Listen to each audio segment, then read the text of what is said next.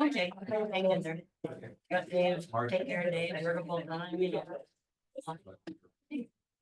Yes.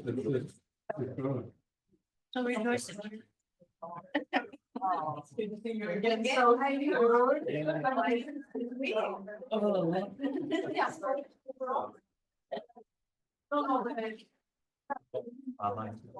Yeah, how are you?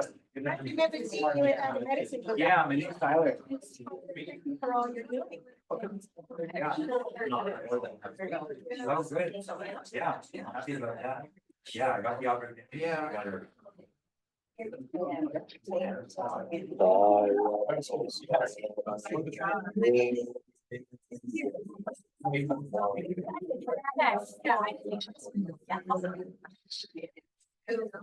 Years ago.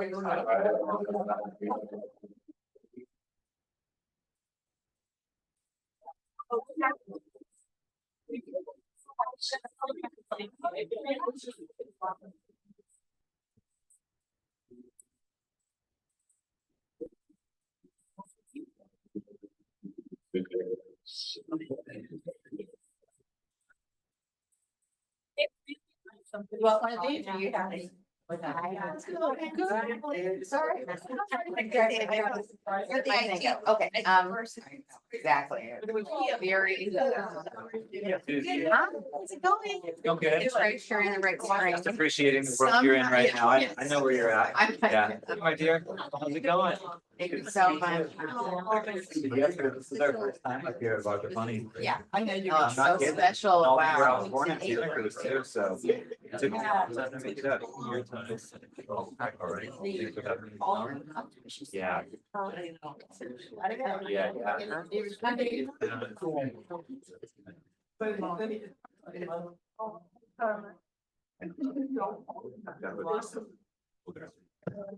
There we go. That's the right screen. Yeah, nice to meet you. Okay, I just started at the SBC at Looking at even all the big and small pieces of See, it. I'm SBC here. So, I heard your, come on, November 4th was amazing. We I'm glad you heard had- that. We had some people come in like. I'm fine, so pick up, so. I'll have time to chat later, but I've got to get going on this project. Welcome, welcome, welcome. Something that challenging course. You know. It's not my wife, but we're gonna. It was mostly in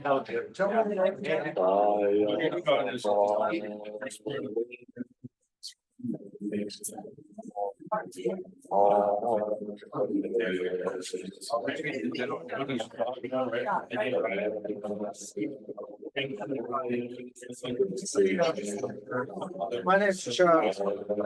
Yeah, I remember you. Yeah, I didn't remember your name. Yeah, that was great. Yeah. Wasn't that? Yeah. Yeah. Well, good to see you, and thank you for everything.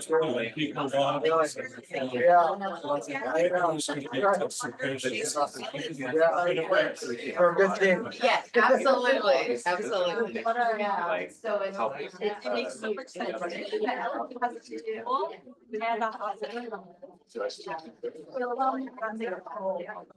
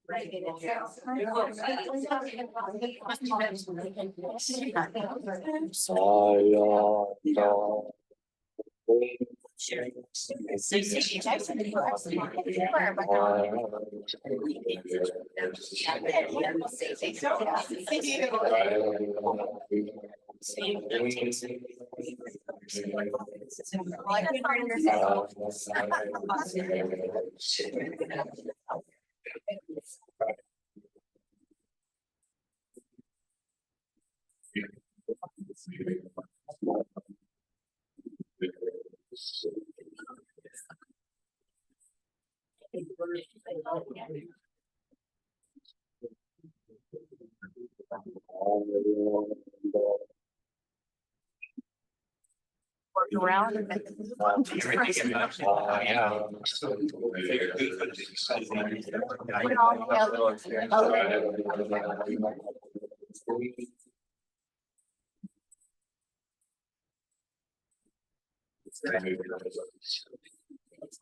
I actually really like it.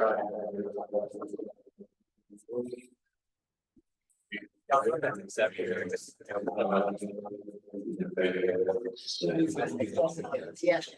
Good, how do I do this? I know if I had more time, I was trying to make this into the clip it down from the YouTube, but I was.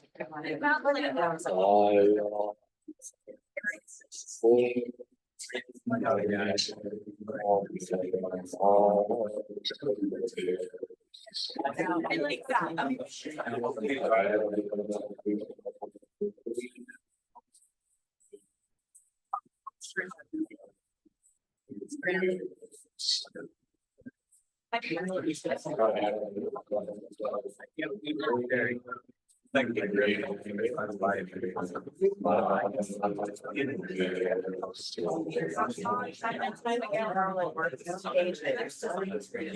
Well, I haven't screen shared it yet, but I'm gonna, but I. You can tell you're trying. Have you tried this making this hard? Okay.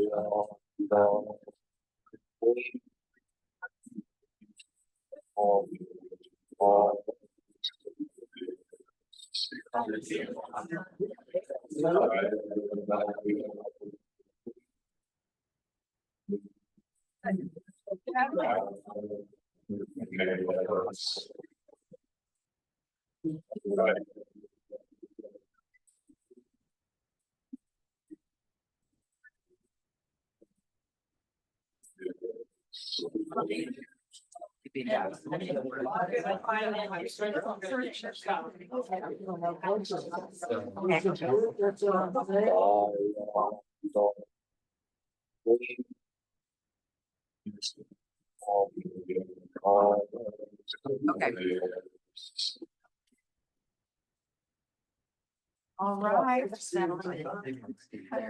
Keep it going. He's gonna come out for anything. This is awesome.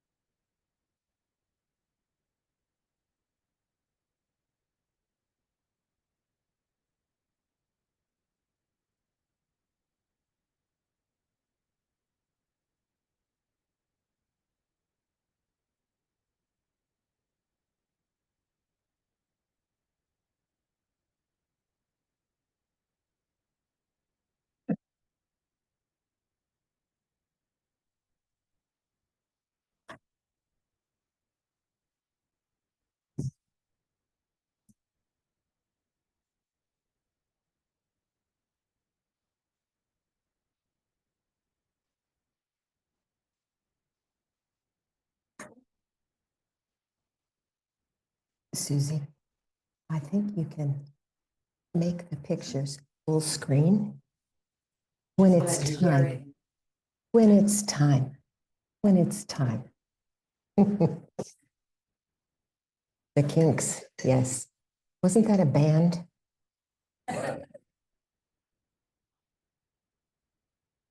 We will start there, yes.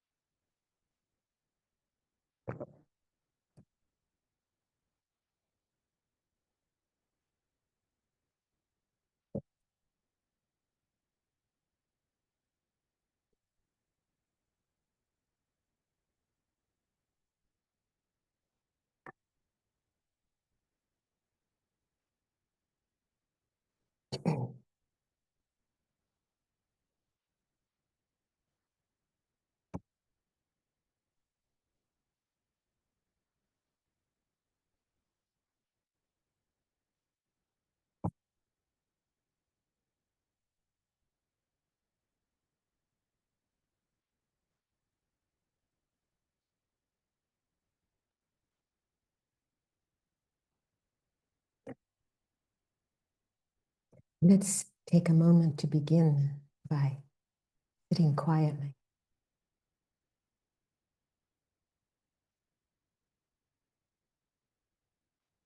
Taking that meditation posture that's familiar to many of us, allowing the spine to lengthen and straighten.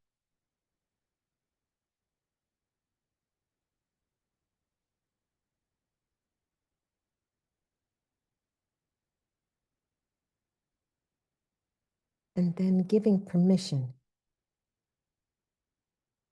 to come into the room, feeling the energy here in this place, this sacred, very special place.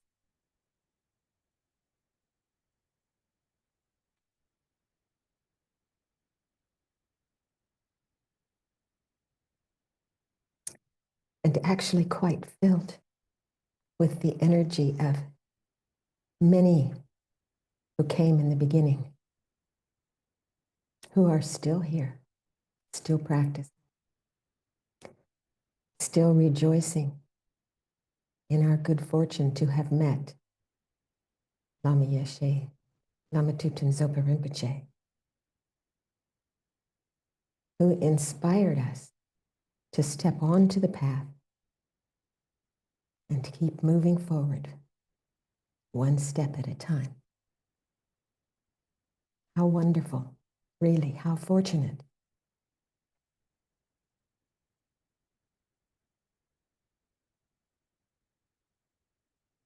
And even those who did not meet Lama Yeshe in person can feel the energy that exists in the walls, in the building, on the land. This big love that was Lama's energy. How fortunate, how incredibly fortunate we are. So please rejoice. Let your heart be open and soft.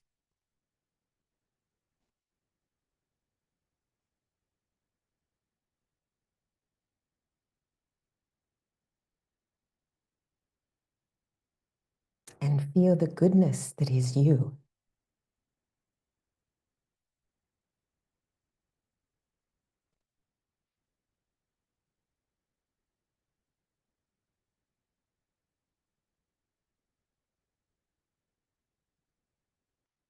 Love, compassion, and wisdom are present inside each of us. And when we take the moment to look, to experience, to allow, we can touch that place and settle into deep relaxation in the realization that my identity, the identity of all phenomena, is empty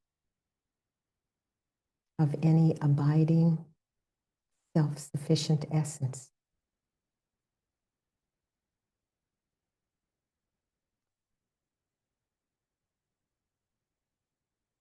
It's created by concepts, thoughts, words. And today, with thoughts and words, we create this beautiful space and rejoice in it.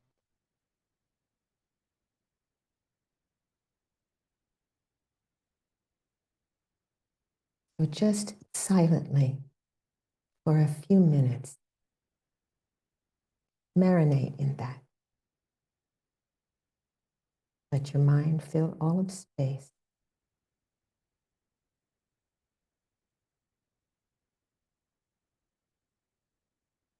And know that that is your true home. Empty, spacious, and pure from the beginning. Luminously clear.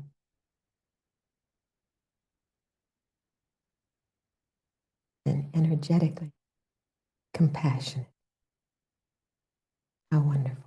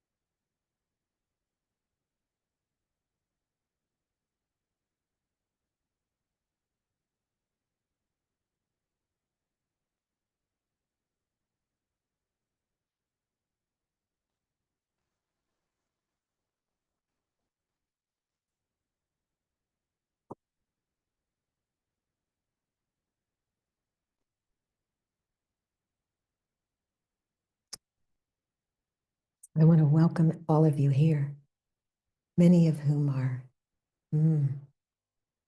here since the beginning, when the redwoods just started to grow, right? We feel our roots. I thought to read before we get started what I find a reminder myself about all these holy days, that we celebrate the 4 times and what they are. And I always have to remind myself every time. Now, let's see. So on the Vajrapani website, there's what is Losar? So I just thought to read that. Losar is the start of the Tibetan New Year. And the first 2 weeks in particular commemorate the time when the Buddha, challenged by someone to a duel of mystical powers, uncharacteristically displayed magical powers, performing a number of miracles for the benefit of those present who were in danger of being misled by the challenger. And at the end of the 2-week period, all those present had converted to the practices taught by the Buddha. Yay. Any actions done during this 2-week period, for better or worse, are multiplied in their power. It's a very powerful time to practice and to increase our commitments to practice and to study, to use this beneficial time to assist in our personal evolution toward enlightenment for the benefit of all beings. All 15 days are merit multiplying days, when the merit of virtuous actions performed on those days is multiplied by 100 million. This is according to the text, Treasure of Quotations and Logic. So for the FPMT organization, Losar is a special time, as it commemorates the anniversary of the FPMT founders, Lama Yeshe, his parinirvana at dawn on Losar in 1980.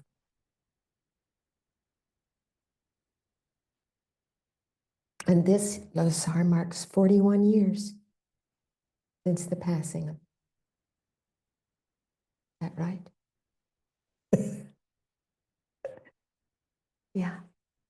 So to actually celebrate, you know.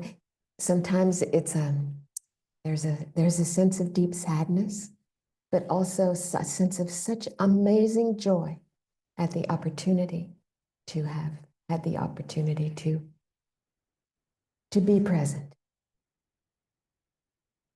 on this land with Lama. So very, very special. And we will start the practice motivated to actualize the teachings that Lama taught us. Okay. To start with taking refuge.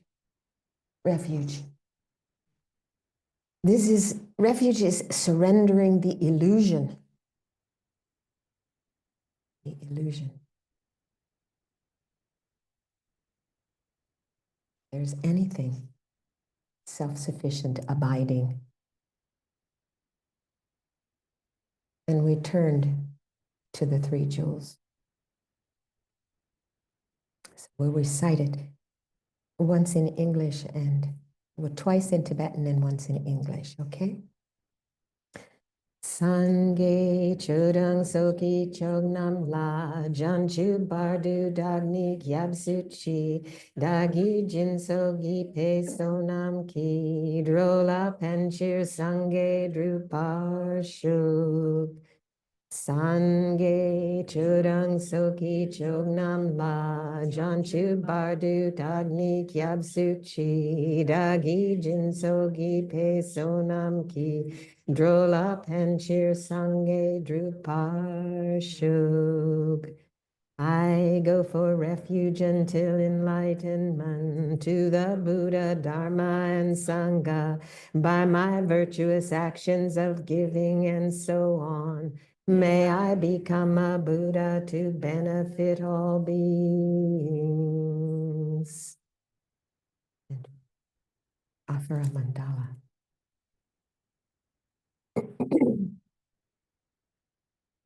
On this ground scented with perfume and covered with flowers, adorned by Mount Meru, four worlds, sun and moon, I imagine as a Buddha land, and then offer it. May all beings enjoy this pure land. I send forth this jeweled mandala to you, my precious Guru. May all beings have equanimity, free of attachment and aversion. May all beings have happiness and the causes of happiness. May all beings be free of suffering and the causes of suffering.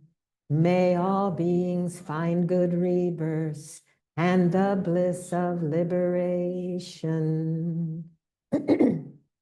Now take a moment to just imagine the three jewels in front, your Lama in the center, the Arya beings, a mountain of Dharma texts. And imagine requesting these blessings. May we be inspired by Guru devotion, uplifted by the preciousness of this human life, shed the fetters of attachment and aversion through a knowledge of impermanence, be protected by refuge, guided by a knowledge of actions and their results, aim for liberation through renunciation.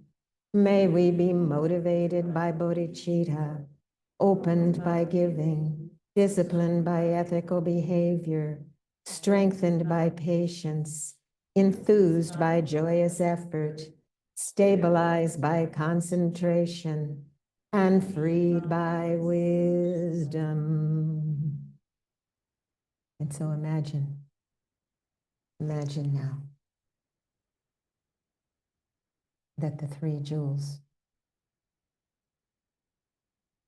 before you particularly your Lama, melt into a small sphere of light.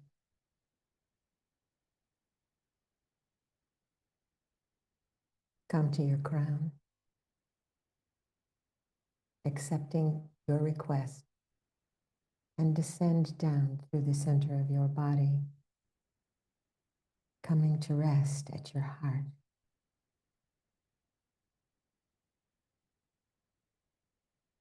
And this small sphere of light is a manifestation of love, compassion, wisdom, and great joy. All the quality of an awakened awareness.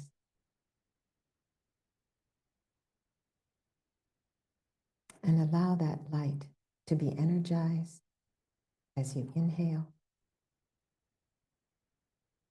and to expand to fill your whole body.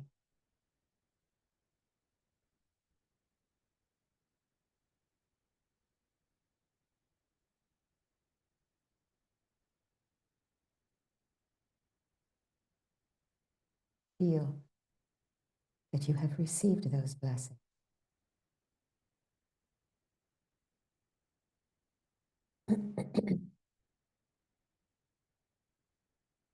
And we'll practice now the Vajrasattva Tsog practice.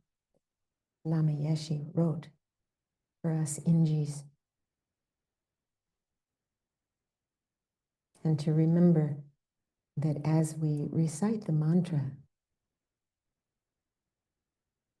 as His Holiness Song Rinpoche once said many years ago, to remember that the bell, its meaning is that it proclaims emptiness and bliss in union throughout the universe.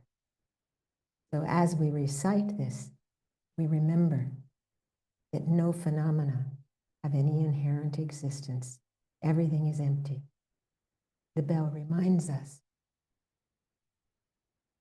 that you, who are the creator of negative karma, the action of creating negative karma, and the object of negative karma itself are all empty.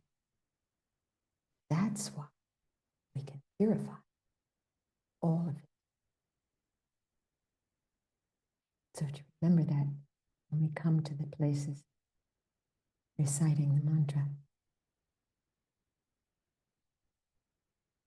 So now in the space of emptiness before us, we can start.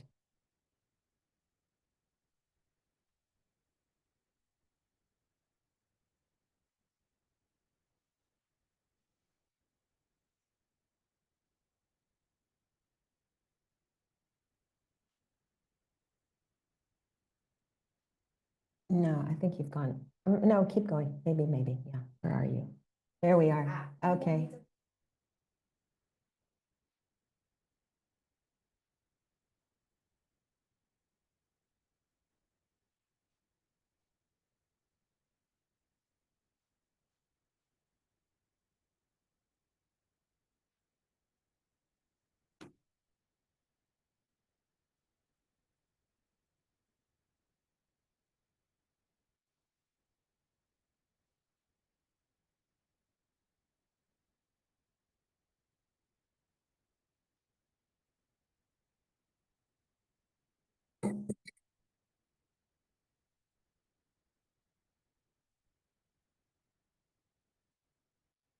Okay. Thinking, remembering that all things are empty. This vast empty space.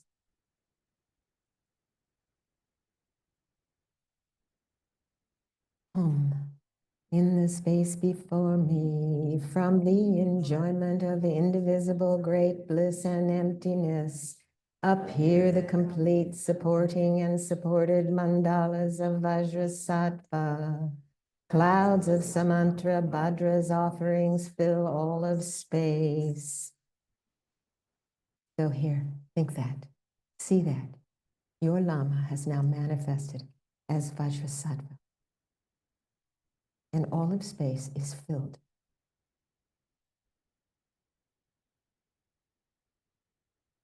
with all these offerings. Wow, like a great banquet. In the sphere of great non-dualistic bliss, all beings miraculously appear as gods and goddesses, embodying thoroughly developed method and wisdom, as skillful dancers manifesting peace, expansion, power, and wrath. And we bless the offering. Om Kandarohi Hum Hum Pe. Om Svabhava Shuddha Sarva Dharma Svabhava Shuddho Hum. All becomes empty. And from the sphere of emptiness appears the letter A, which transforms into a very large and spacious skull cup containing the 5 meats and 5 nectars. Melting, they all transform into a great ocean of wisdom nectar. Om Ma Hum Ha Ho Ri, Om Ma Hum Ha Ho Ri, Om Ma Hum Ha Ho Ri. This pure vision, this pure offering is the yogi's commitment and is the pure vision of their great bliss, transcends being an object of ordinary senses. It is the basis of all attainments and the most supreme nectar. Therefore, O Guru, with your non-superstitious, simultaneously born great bliss, please enjoy it. O miraculous rainbow cloud appearing in Dharmakaya space, holy body of Vajrasattva, having purified hallucination and dual concepts that fails to see that the Guru in essence is the deity, the Dakini and the Dharma protector. Lama, to please you, Guru Vajrasattva, accept these sacred ingredients, pure offerings to please your 5 senses. Please bless me to generate simultaneously born great bliss. Om Vajra Heruka Samaya Manipalaya Heruka Renapatita Didu Meboa Sutukaya Meboa Anurati Meboa Sarva Siddhi Me Paryata Sarva Karma Susame Sitam Sriyam Kuru Hong Ha Ha Ha Ha Ho Bhagawan Vajra Heruka Bhava Mahasamaya Sattva Ahom. O miraculous rainbow cloud appearing in Dharmakaya space, holy body of Vajrasattva, purified of hallucination, of the 5 sense consciousnesses clinging to the pleasure of desire objects, which deprive this perfect human birth of all its meaning.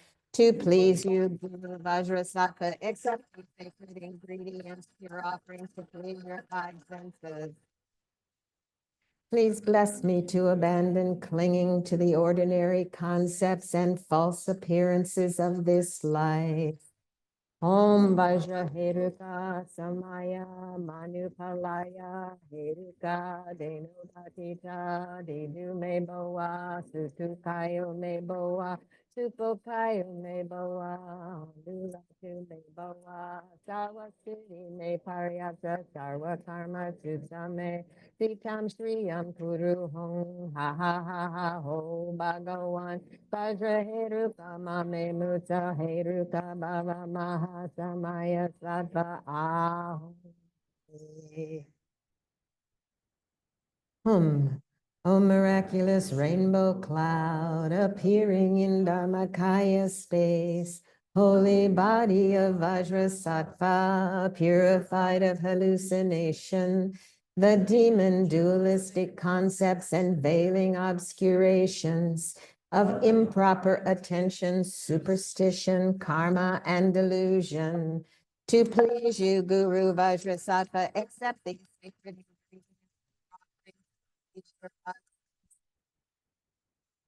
Please bless me with pure renunciation.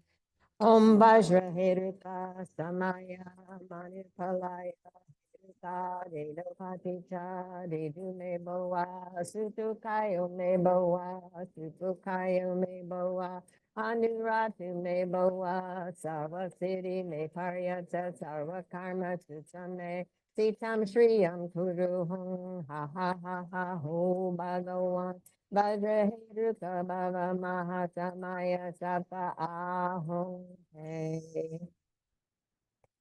O miraculous rainbow cloud appearing in Dharmakaya space, holy body of Vajrasattva, purified of hallucination, of holding oneself more dear than others, the door to all suffering, and that is the chief of all evils.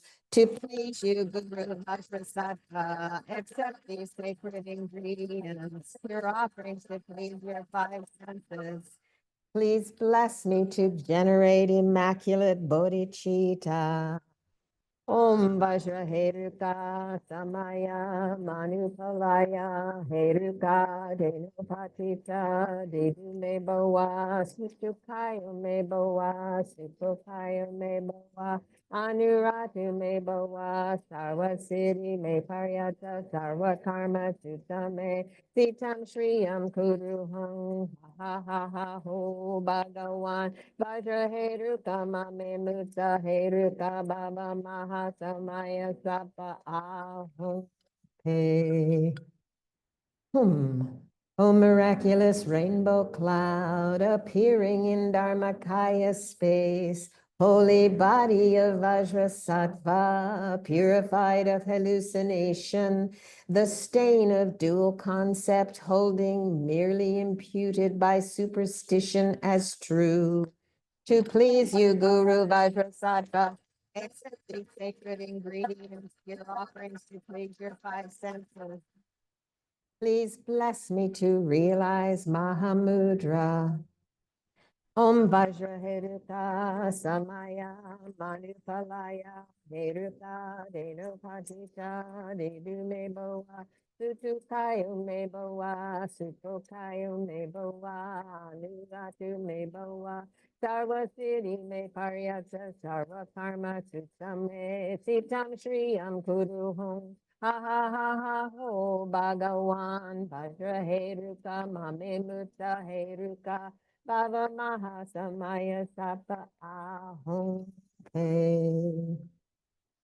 O miraculous rainbow cloud appearing in Dharmakaya space, holy body of Vajrasattva, purified of hallucination, of holding or abuse and concepts, the 80 superstitious minds, the violent, uncontrollable wind of the dualistic mind.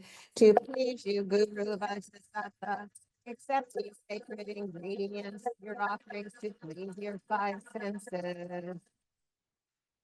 Please bless me with the four actual empowerments. Om Vajra Heruka Samaya Manupalaya Heruka Denupatita Dedume Boa Sutukayo Me Boa Sutukayo Me Boa Anuratu Me Boa Sarva Siddhi Me Paryata Sarva Karma Tutame Sitam Shriyam Kuruham Ha Ha Ha Ha Ho Bhagawan Vajra Heruka Mame Mutta Heruka Baba Mahasamaya Sapa Ahom Hey.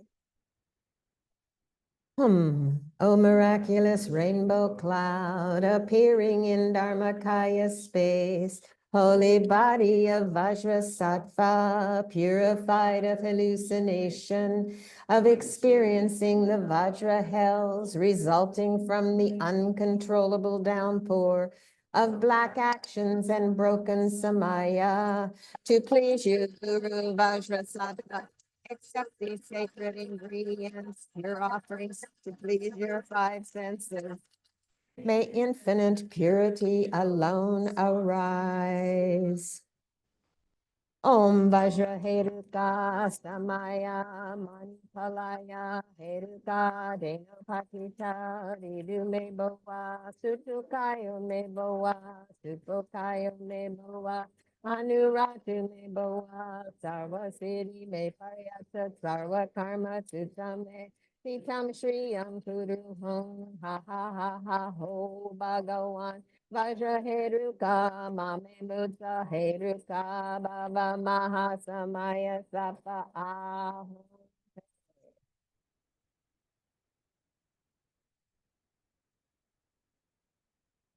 So then we make offering to the Vajra Master.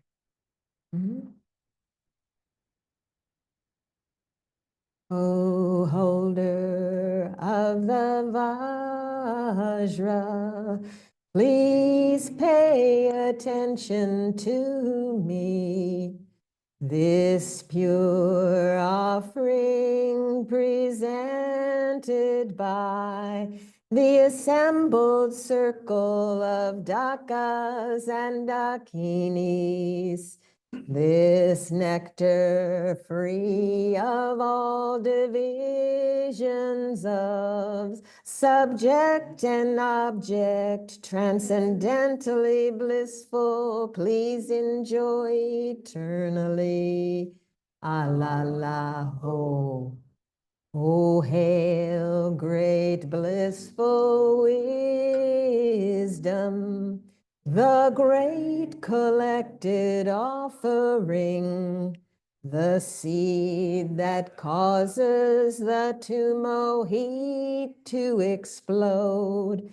This joyful, blissful experience beyond concepts, beyond words. Welcome, great eternal bliss. Aho Mahasukha Ho.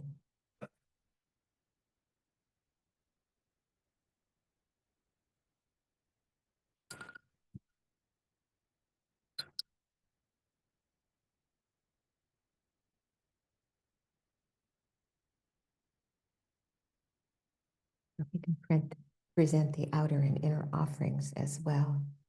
Om Guru Vajrasattva Saparivarargam Padyam Upe Dupe Aloke Gande Nivade Shakatitsa.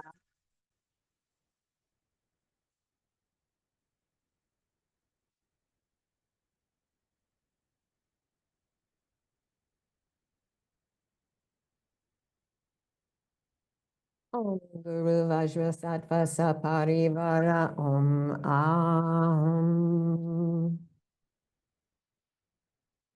Merely thinking of just your name eradicates all obstacles and immediately purifies all negative karma. Thus to you, unsurpassed Vajrasattva, I make prostrations.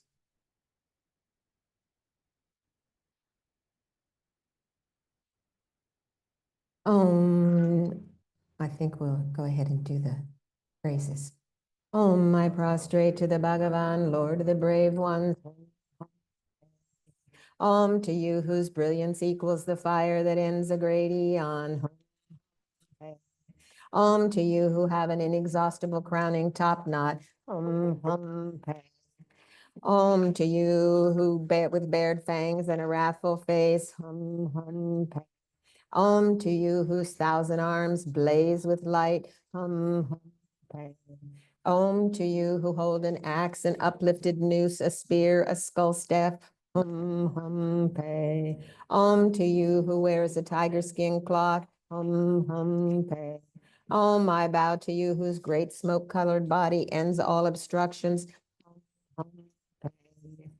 Om, I prostrate to the Bhagavati Vajravarahi. Hum, hum, pe. Om, to the queen of the female Arya practitioners, invincible in the 3 realms. Hum, hum, pe. Om to you who destroys all fears of evil spirits with your great diamond-like means. Hum pe. Om to you whose eyes empower those who sit upon the diamond throne not to be conquered by anyone. Hum pe. Om to you whose wrathful body of inner heat can desiccate Brahma. Pe. Om to you who terrify and dry up all demons and thus can vanquish all other forces. Pe. Om to you who triumph over all that can make one ill-tempered, excited, or stupefied. Om. Om, I bow down to Vajrapani, the consort who overpowers love. Om.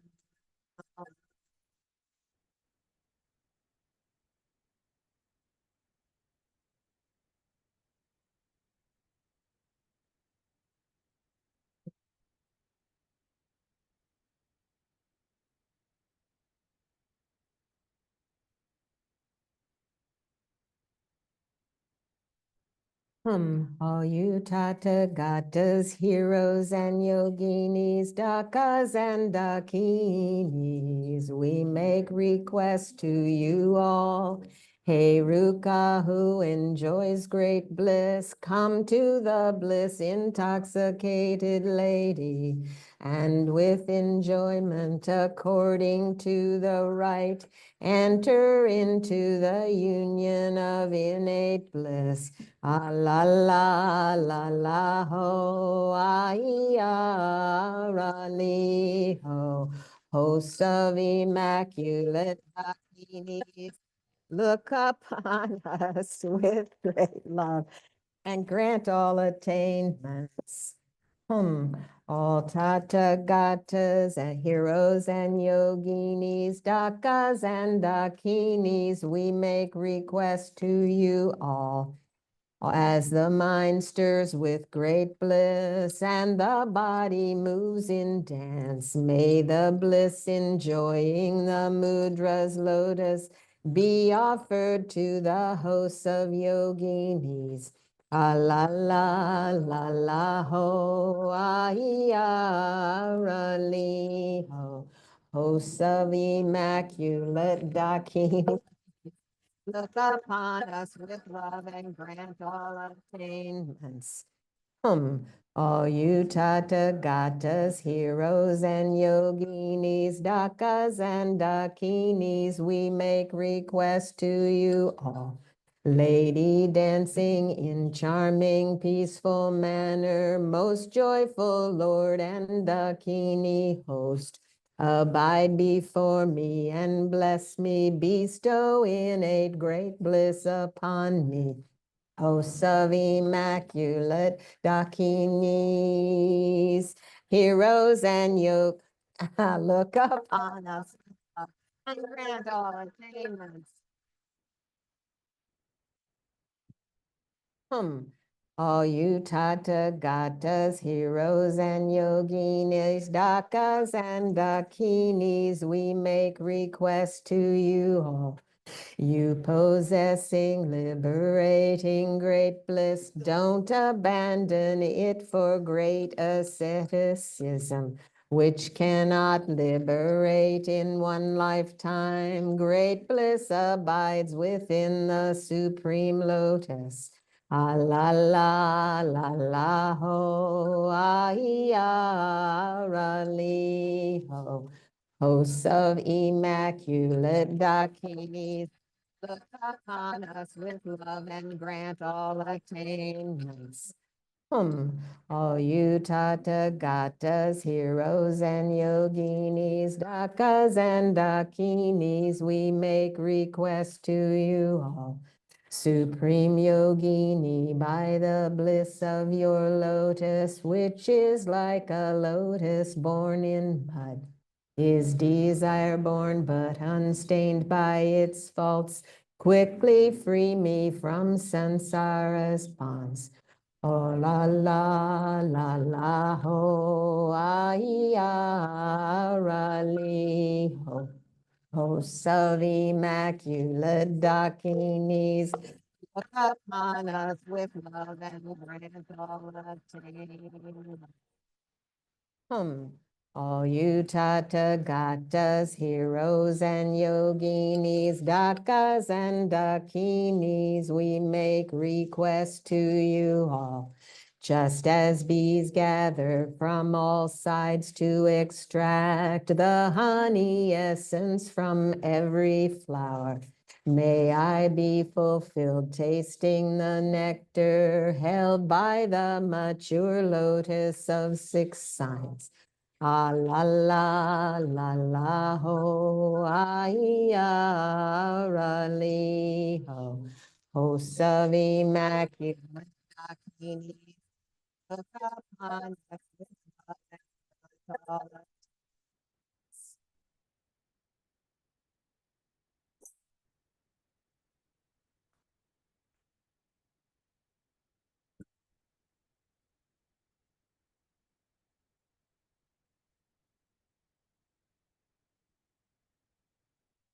The Lama always used to have us chant the offering prayer before we had our tea and tastes. Maybe we can chant that now. Lama Sangye Lama Chudeshin Lama Gedunte Kunyi Po Lama Lama Namla Chupabu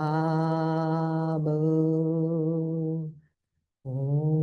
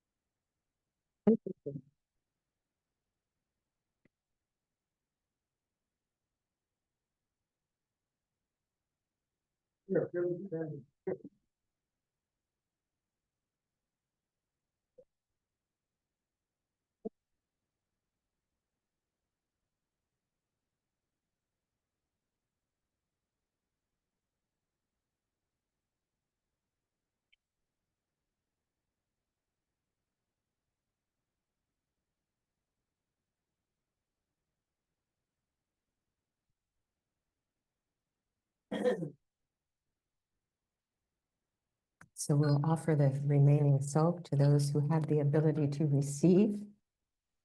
Om Ahum, Om Ahum, Om Ahum. To the assembly of the 8 classes of wrathful governing protectors, I present all the remaining pure offerings, the nectar of the 5 wisdoms contained in this skull cup, an illusory appearance of indivisible bliss and emptiness. Do your duty, the 4 rights for Dharma protectors.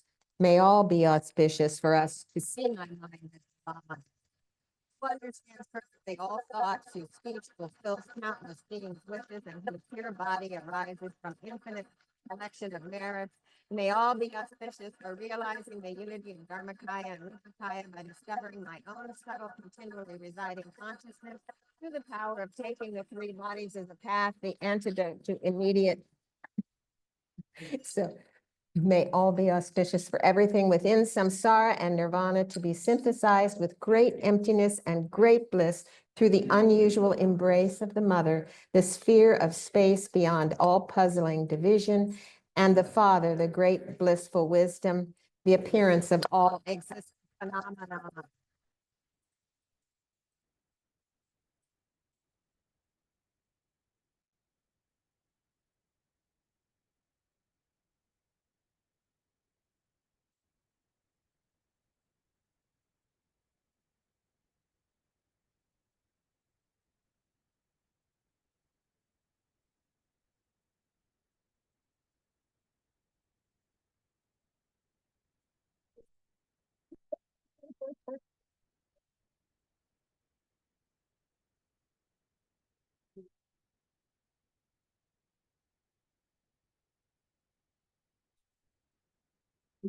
You can fill the screen, yeah?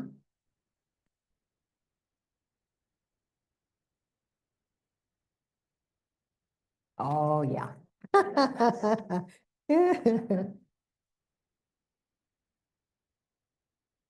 Oh, yeah.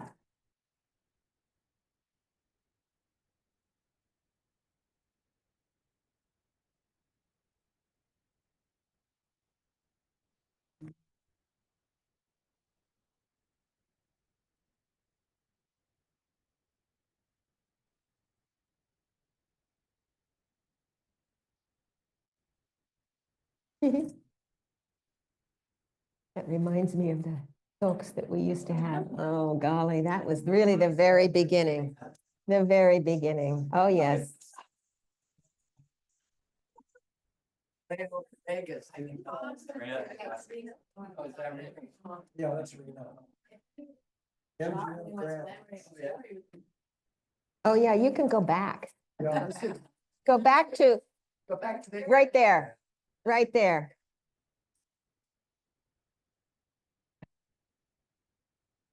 Chuck, describe that. Weren't you saying? No, Steve, maybe Steve. Who was speaking out? Somebody was speaking out. I remember him driving up in Ross's. Remember him.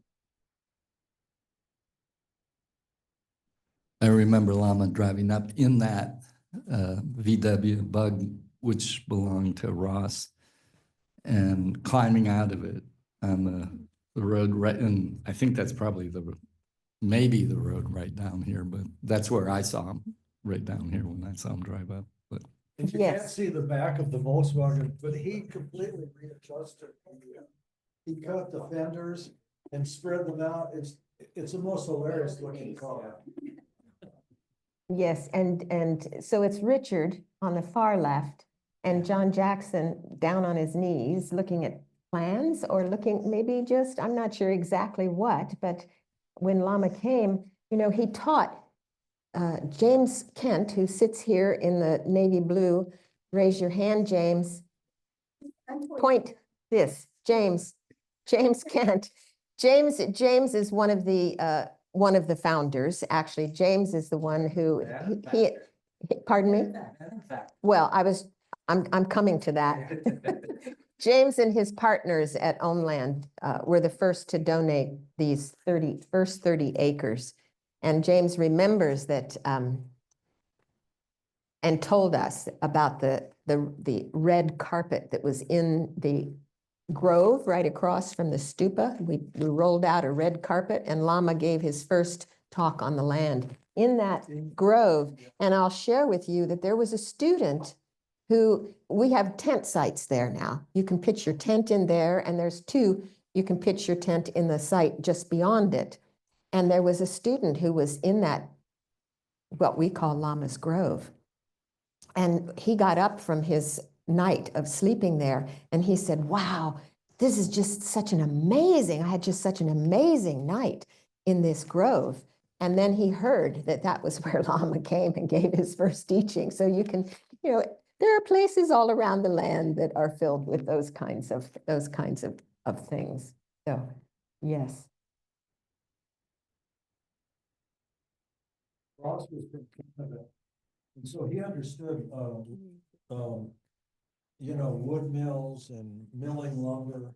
So all this wood that you see in the Gompa was cut from the trees on the land. And that was because of Ross and John McKay. Yes. Yeah. Yes. Set up a sawmill, an Alaskan sawmill on the land. So these beams. All these beams were cut from the trees, and the post. And the post. And the headers in the Gompa, they were, the design was designed by Oa del Banco. And we put that, laid it down. And my good friend and next door neighbor, March Dye, she carved all these. She was a sign maker and she carved all of these. And her son, who was a good friend of my son's, we lived next door and they played. Her son, about 3 years ago, contacted me and said he was coming to California to bring his daughter, who was in a soccer tournament, and could they come up to the land? He wanted to show his grandmother's work to his mother's work to her granddaughter. So they came. It was just such an amazing time to take them around and for her to see her grandma's work and what an astounding place this was. And for her son to come, who had been up here in the early days. There's pictures of him in the birthday parties. Right. So anyway, his name was Dalen Dye. So, yeah, anyway, Dalen and his brother Joa, yeah. And March Dye was the name of my neighbor who did this carving. So it's kind of fun to think about that. If you can imagine, when we came here, there was nothing but trees. Seriously, yeah. Almost 50 years ago, nothing but trees. So, you know, the cutting of the trees, the milling of the lumber. When John and I first came with The our birthing of the children. the birthing of the children here in teepees and such, when John and I first came, he told me when we were at Yucca Valley, he said, and the land was donated, he said, let's just move to the redwoods and move to the forest and move to Vajrapani land and for a year live in a teepee and build the place. Just a year. I thought that sounded reasonable. Life. I think it took 3 years to get the permit.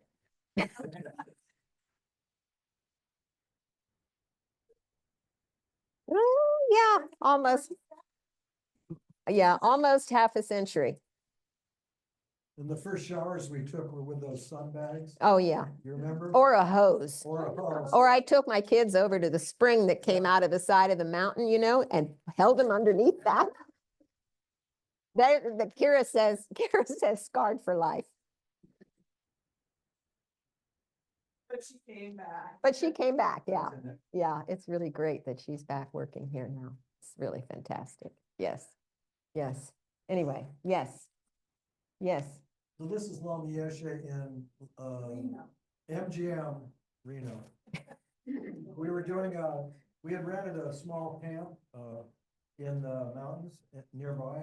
And so I guess they took Lama to the casino first. Before the initiation. Chenrezig. Chenrezig initiation. Yes, Chenrezig initiation. Okay.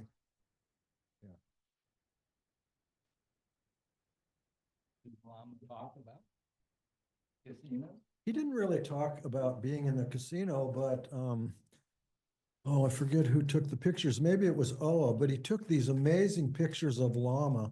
One of them was in this room where there were all these mirrors. Oh, yes. And you could see all these reflections of Lama in every mirror. It was really far out. And he went into one and he tried on the cowboy hats. Oh, yes. He had a great old time. You know, Lama was very open to experiencing the culture where we were at, you know. Exactly. So that's where he was at. He was there for us with a terrible heart. His heart was enlarged. I mean, at that time, the doctor said there wasn't much physical support for him to live. So it's pretty amazing. It's a testament, really, to his kindness. Yes.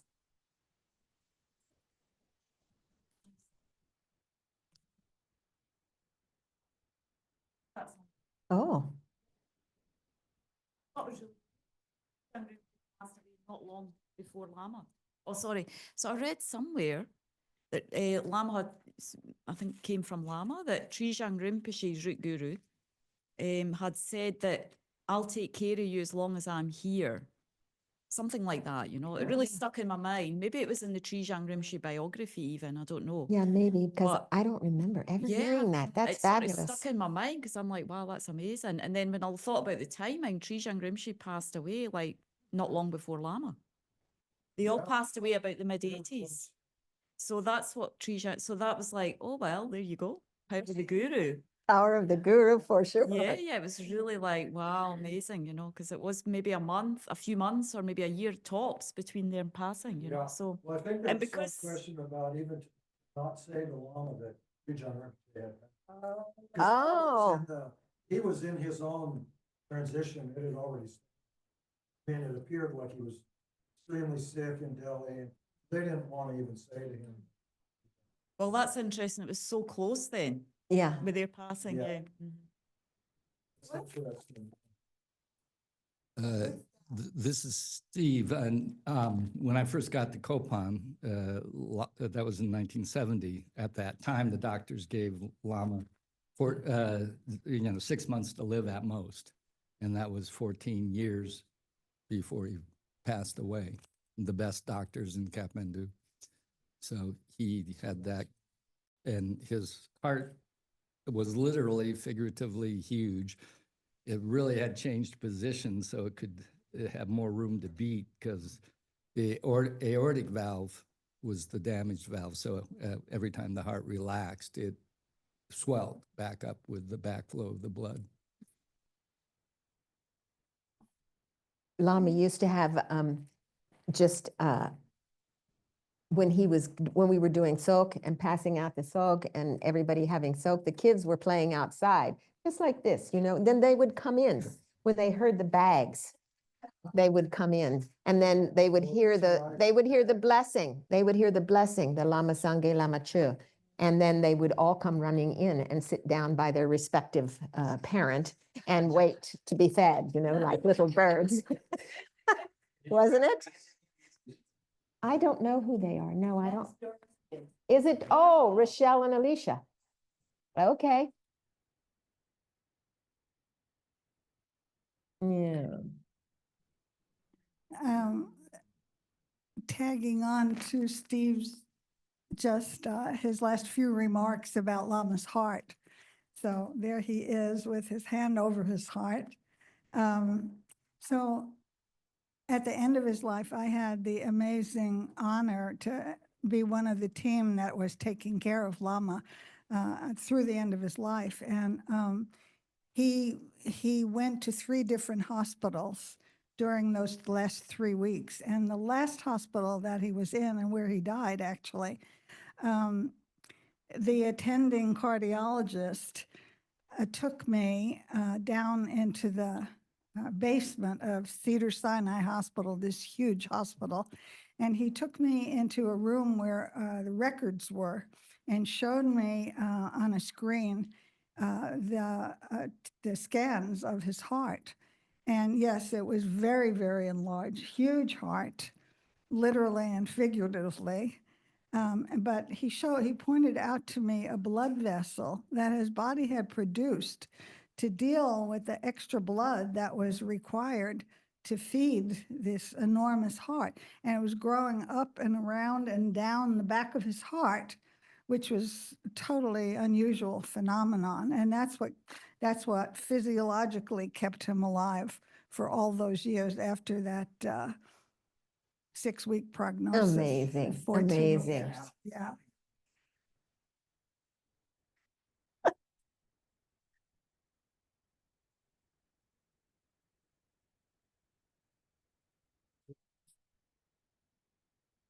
It's grace. Grace, Yeah. grace. Yeah. Distinguishing. Yeah.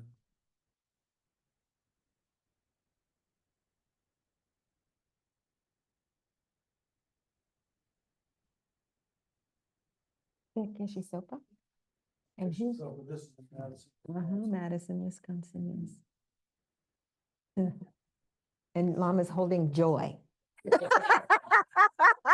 That's apropos, isn't it?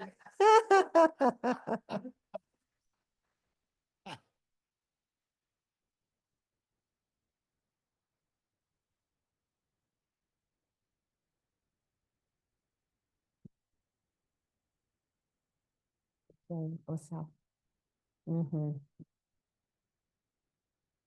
This was when they came and consecrated the stupa. This is at Vajrapani. There's pictures over by the stupa of Osel, you know, holding the Vajra and bell. So cute.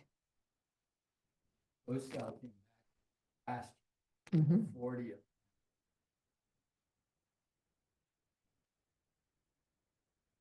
Mhm. That statue of Lama is in Chenrezig Gompa now. Mhm.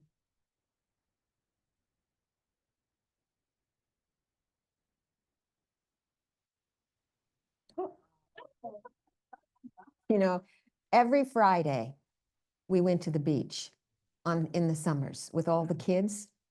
And when Lama was here, then he went. And do you remember when you guys, the guys, had a big raft, a blow-up raft? And Lama, they took him, Lama wanted to go in the ocean. So they took him on this Lama didn't know how to swim. He'd probably never been in a body of water like that. They took him out. Yeah, they took him out and to ride the waves, but they only stayed in the kind of the at the yeah, the kiddie area in the froth, in the shallows. There you go, in the shallows. That's after the waves had broken. But then the raft lost its air, and Lama had these yellow swim trunks. Yeah, there's stuff on Yeah, like Muscle Beach, you know? Yes, yes. And Geshe Gyatso, our first Geshe, was staying here at the land, and he came too. And he had one of those Tibetan hats that has the chopsticks that, you know, sit, and he had his robes on, you know, and he was very, yes. Anyway, it was really cool. Lama was, you know, he just liked to be part of it. Ola offered him, it was a birthday celebration. So Ola offered him a Playboy magazine. No kidding, no kidding. Right there on the beach, he gives him a Playboy magazine. And he showed it, Starts looking at it like. and he showed it to Geshe-la. Yeah, I showed it to Geshe-la. And we were all like, That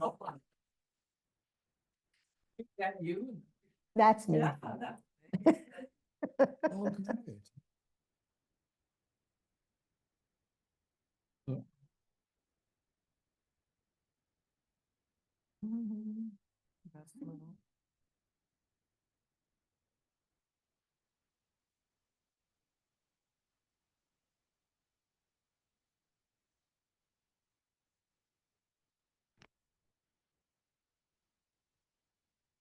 Oh, great. Yeah.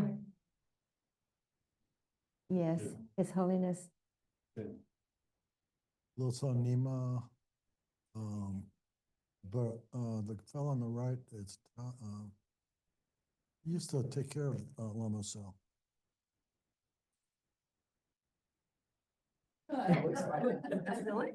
Yeah, Vasily, yeah, Vasily. Is that John Fay? No.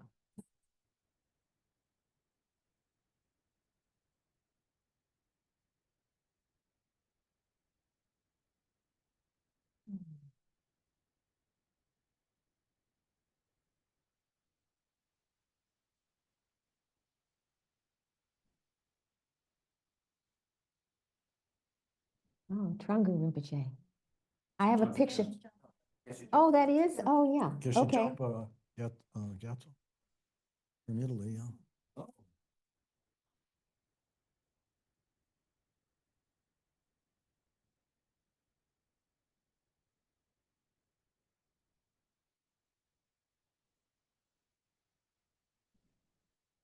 Here.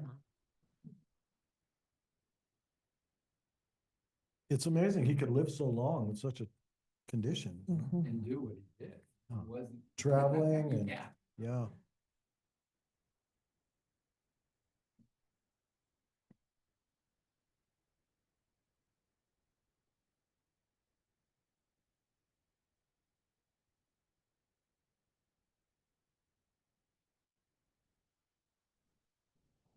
It must be interesting in his mind, like the way he looked at the world projected in front of him. And he knows he doesn't have long to live, but, and here he is mixed with all the Westerners going, it's, how interesting, wow. He must have had something clear in his mind about the Dharma moving and how, or whatever. His karma, Yeah. a major player. Yeah, because many lamas, they didn't know how to relate to Westerners.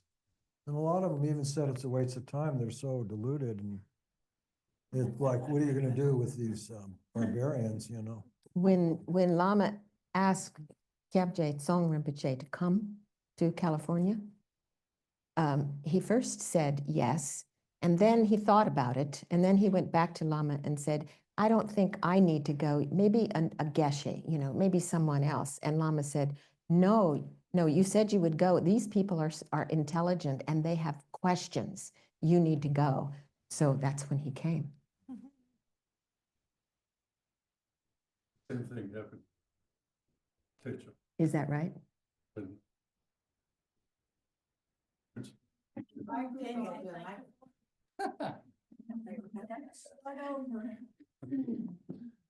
so Geshe Jumpa Tejok was the principal teacher for the Geshe Studies program at the center in England. And before that, he was the main teacher of the Gelug tradition at the Institute of Higher Tibetan Studies in Sarnath, India. Very well-paid position in the Indian educational system. So Lama Yeshe asked him to take on this position, teaching Westerners Geshe studies. And he said, well, do they really need somebody at my level? Couldn't, you know, because he was a very high level Geshe. And Lama Yeshe persuaded him, and apparently Lama Yeshe was difficult to say no to. And so he came finally to the center in England, and he taught for a year, and then Lama Yeshe came to give teachings there. And Lama Yeshe told us this. He said that Geshe Jumpa Tejok apologized to Lama Yeshe, and he said, they're much smarter than I thought. They asked really difficult questions, he said. Uh-huh. Good, good.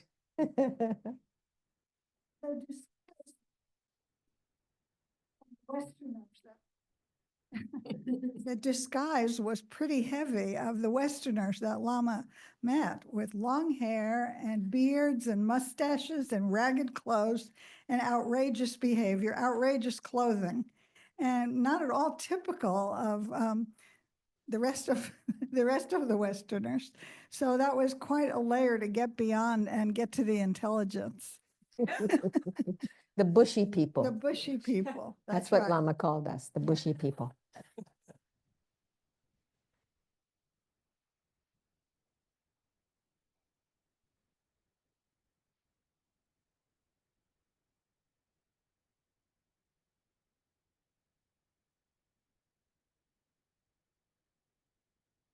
I don't think so, no. House that down by the. Rio Del Mar? Yeah, baseball. No, I was thinking of the one that he rented. He said, you buy green. Oh. No, it was. It was in Aptos. It was in Aptos, California. And he had us all over, and he was cooking in the kitchen. And everybody was talking about Greenwood Lodge, which is now Land of Medicine Buddha, and a house that he's going to buy. And somebody said to me, you go talk to him. So I said, Lama, I said, people are quite worried that the house that you're looking at is not safe. It's right on the edge of the cliff by the ocean, that it's not going to stay on, that it might not be a good thing.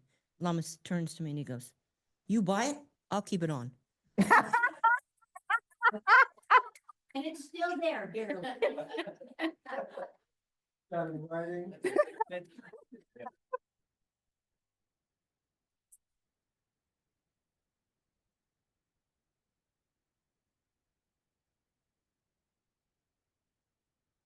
Talking about, just have one small piece of the puzzle. Just the previous subject that we had about Lama going out of his way to teach Westerners. Apparently Lama had made many, many prayers in his youth to teach the most backward people, the beings who were most bereft of merit. You know, the very, yes. The right. bottom of the barrel. Very bottom of the barrel. So it doesn't describe all of you, but it certainly describes me. You should give the mic to the person on the picture. Oh, absolutely. Just acknowledge.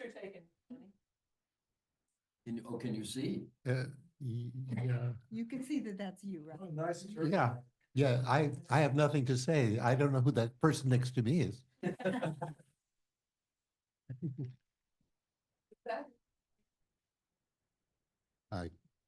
At this time, I can't remember. How old were you there, do you know?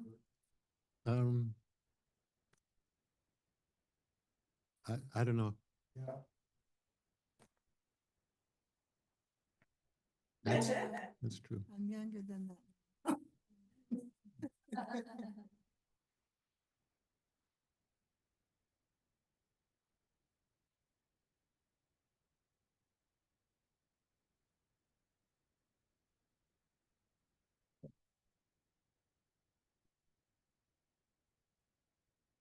So Lama did like the term bushy people, and I had the opportunity at one point to take Lama flying over the land here.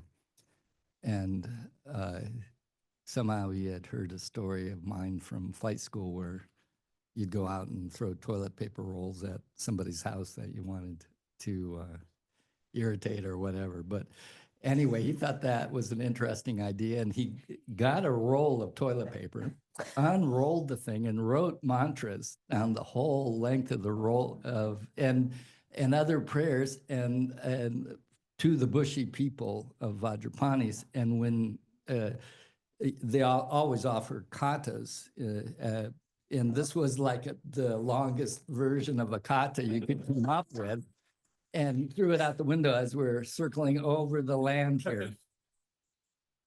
That's a great story. This I don't know. Did we find that kata? Some people thought they saw it hung up in one of the trees at some, yeah. So it was, I mean, it wasn't a very windy day.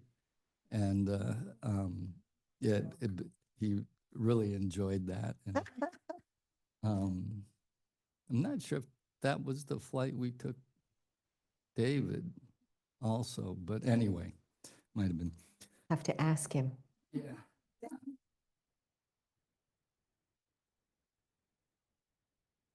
This is one of my favorite stories about Lama, and it was told to me by Oa del Banco, who did the carvings. No, he didn't do the carvings. He did the design, drawings, but the design. yeah, he did a lot of design around the land. Wonderful artist. But anyway, in the early years, he was Lama's attendant. He cooked for him, looked after him, and so forth. And so Lama was teaching or visiting on the land, and they were leaving to go somewhere. And all of the students were lined up to say goodbye and one last look, and Lama was waving, and people were trying to offer katas at the last minute. And he had the window of the car rolled down. And as they turned the corner here at the bottom of the driveway, Lama went like this and he said, "Oh, this guru business."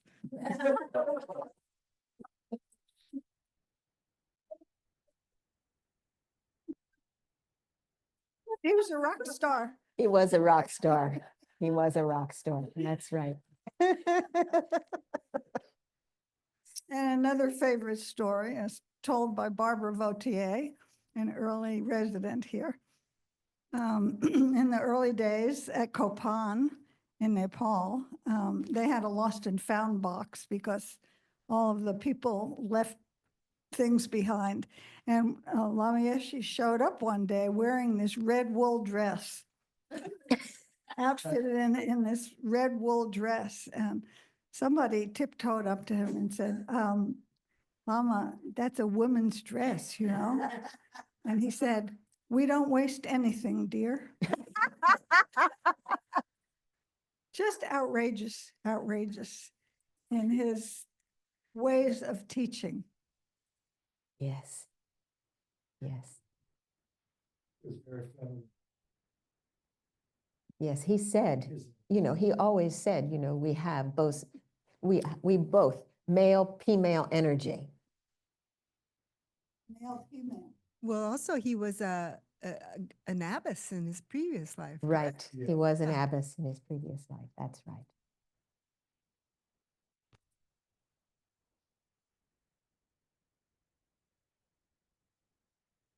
I got it.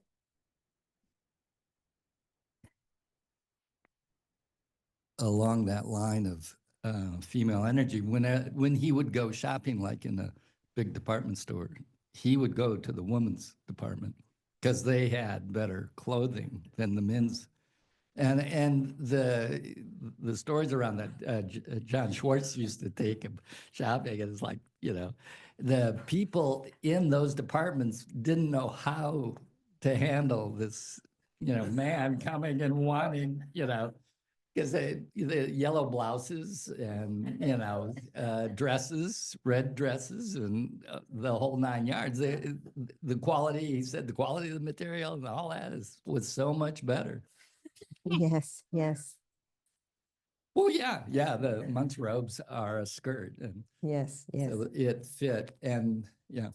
yes, yes. When John Schwartz was his attendant and they were in, it was when they were in the place where they had the garden. It wasn't Rio Del Mar, but before that, off of Freedom Boulevard, right? Yes, yes. Yeah, there's a garden. Yes, Yeah. yes. During that summer, I had the opportunity to be his quote unquote secretary. But John Schwartz tells the story. Lama used to go have a nap, in quotes, in the afternoon. And John would go in. One time, John went in to check on him, and he didn't appear to be breathing. And John was freaked out. And he wasn't sure exactly how to think or what to do. And Lama then just opened his eyes and started laughing. He said, "Fooled you." And we were always concerned because we knew of Lama's health. So anyway, that was a story that John used to tell. Fooled you.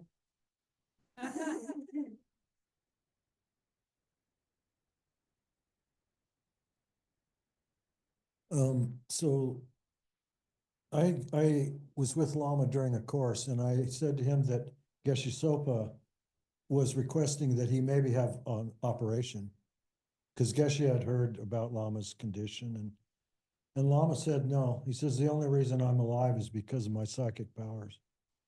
Hmm. He said, that's the only reason. It's almost like this body is not anything. Yeah.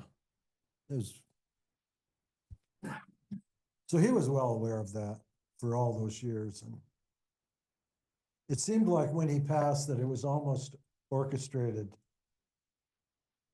It didn't, yeah, it seemed in a kind of strange, I don't know how I feel that way, but it seemed like somehow it was orchestrated. I don't know.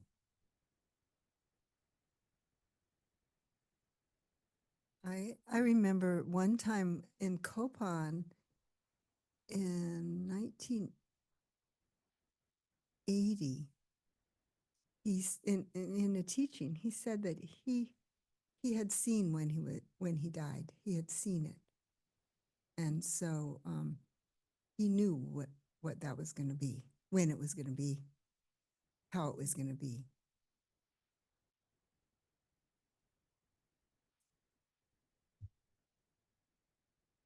As we were doing the puja this morning and having just done the King of All Prayers, where it talks about how every atom contains all the universes, and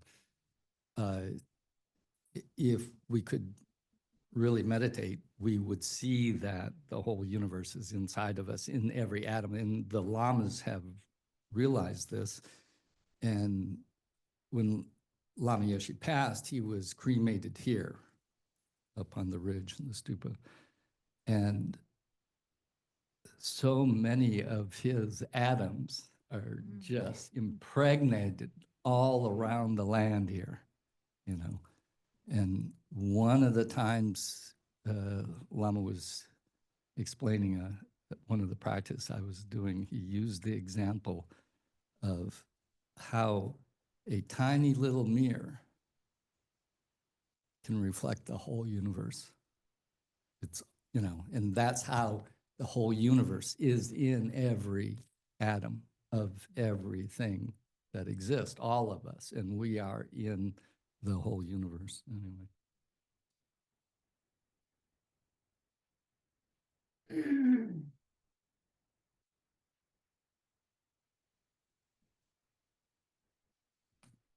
I have a cute story. The last time I saw Lama Yeshe was in this room. And in those days, I was given permission to come in on the last day of a retreat to listen to the last talk. And so I came in the door and I knelt down where all the shoes were. They were inside on that time. And when he finished his talk, everybody stood up and made an aisle for him to walk out.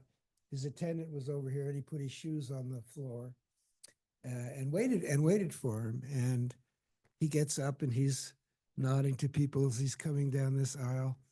And he saw me and he walks up and he's got a big smile on his face and he walked right up and he said, "Oh, hello, dear." And he said a little something or another. And he looked down and he was standing on his slippers. He didn't put them on. He was just standing on them and he didn't realize it. And he looks down and he goes, "Oh, spaced out."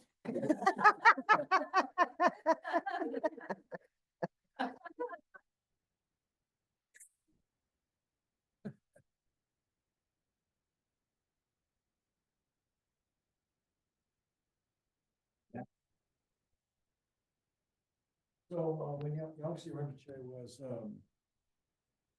maybe 5 or 6 years old, he was recognized, and Lama threw a huge party at Kopan. And Lama loved to cook, so he would cook for a couple of days, and then of course invited everyone from Kathmandu, all the people. It was really fantastic. We were in retreat and we got permission to come out of retreat and take part in the day. It was really wonderful. And I remember Yangtze Rinpoche and Lama Zopa Rinpoche in the Gompa, and there was a lot of light in there, but there's a lot of golden like robes, only also the air seemed golden. You know, and they talk about the golden child. Well, Yangtze Rinpoche, I tell you, he seemed illuminated. And so, yeah, it was a great experience for us to come and take part in that. And Lama, well, you can see, he cared so much for Yangtze Rinpoche and his family. One of his gurus in Tibet, yeah. So that's how Lama was feeling about this guru. Right? I mean, there's a lot to this. This is, yeah. Mhm.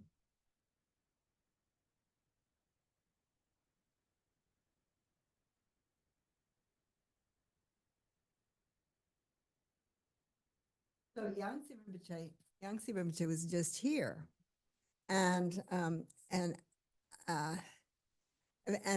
Venerable Angie let him know that our Venerable Ingrid was in the Tara Home Hospice, had just moved into the Tara Home Hospice at Land of Medicine Buddha, and asked if Yangtze Rinpoche would be willing to go visit her there. And he did. They quickly made sure our timing was right, and he left the land in time, and he got there so that he could see her before he took off for some next teachings, and was able to go and visit Venerable Ingrid, and she passed like just within 24 hours. Yeah.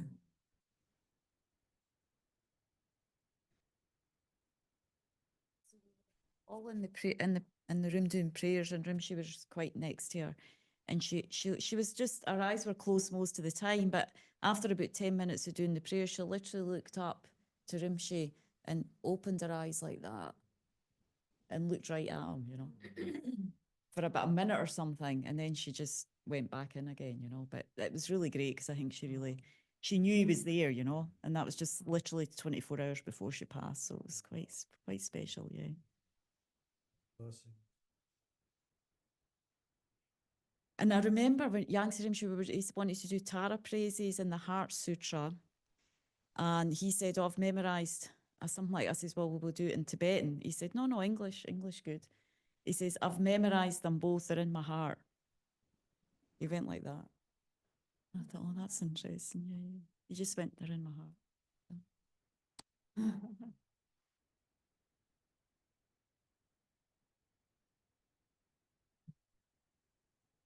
Kathmandu Valley from the top of Kopan Hill. I think that's east. Those trees are there anymore.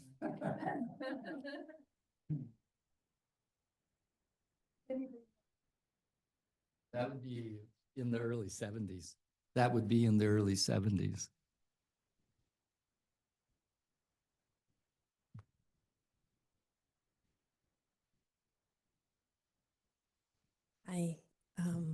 Well, I didn't met him, of course, but it was funny. When I was applying to be a volunteer, just get to my heart. I saw that photo, and I never met him, but it just totally make a connection. I need to be there, and it was 10 years ago.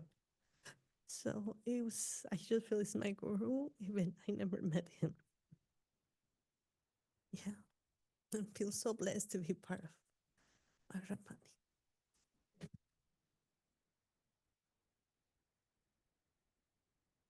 That's where you knew him in the past, right?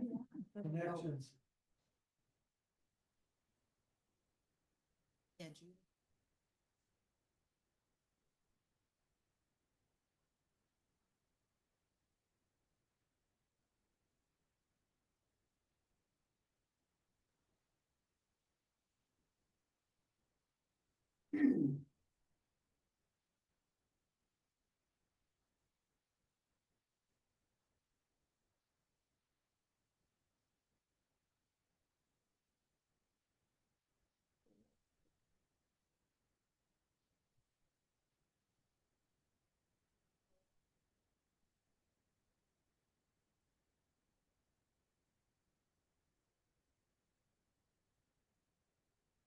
Hi, Judy. Go ahead and share. I think you should be able to unmute yourself. Oh, Can you hear me? as much as I can. Can you turn your volume up a little bit? Can you hear me now? Just only a little bit. Oh, You sorry. gotta talk as loud as you can. I will. The thing that I wanted to share with all of you was related to many of the stories. Lama played dead and pretended he was dead many times when I was with him. And he'd open his eyes and, kind of like the fooled you story. But he said, I'm dead. What are you going to do now? What are you going to say? Sort of practice for him dying.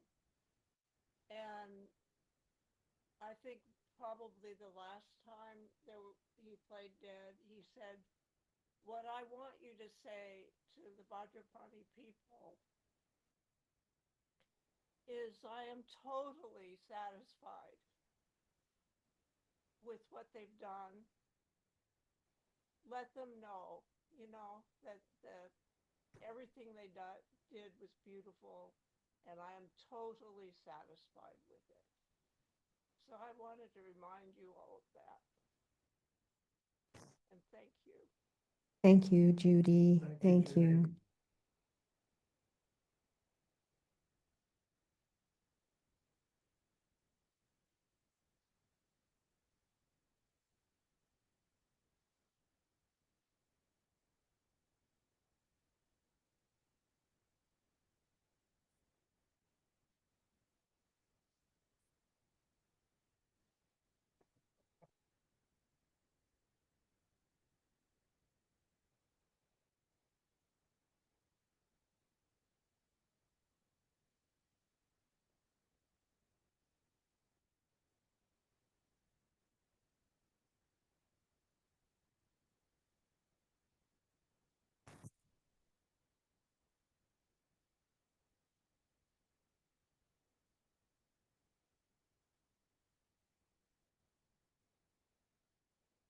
This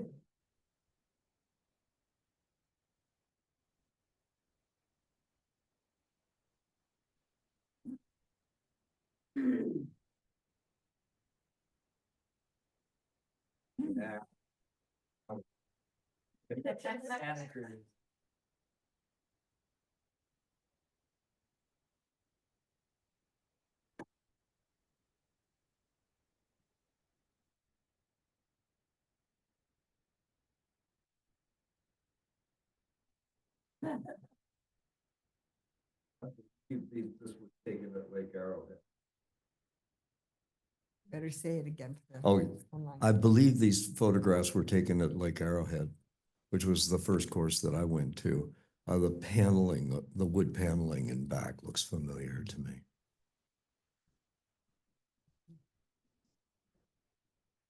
What was that? The beach in Santa Cruz, I said.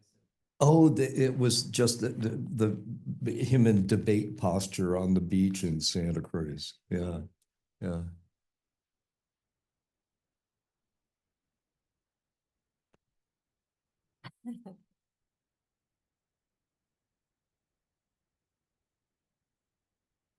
Just kind of looking at all these pictures. And I had an opportunity because of who knows what to have teachings from Lama in many countries, like Italy and England and here. And his aspect that we know here is not always the aspect he did. If he was in Italy, he was a completely different person. He was like Italian, giving everybody a hard time in Italian and teasing people. It's just wonderful how he's so malleable and just got into whatever culture he was with. He just became that element. And these pictures remind me of that because I could see as you go through different ones. Yeah, I'm very, very fortunate. Whoever dreams about Lama or knows Lama or met Lama, I just can't even. It's amazing. Thank you.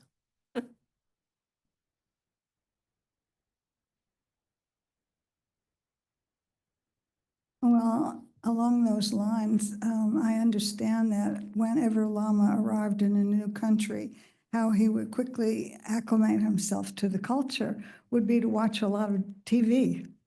Just turn it on and watch and absorb the culture. And so in Italy, it was pizza, and in America, it was chocolate. And I don't know, does anyone know of any other countries and their symbols? But I'm just fascinated with the idea of him watching anything, soap operas, news, comedies, cartoons, whatever, to learn about the culture of each country. So he could teach in his really inimitable style.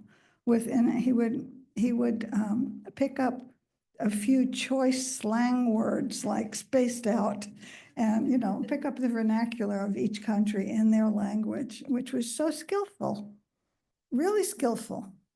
And in all of his teachings, you could always hear a lot of laughs. He's a funny guy.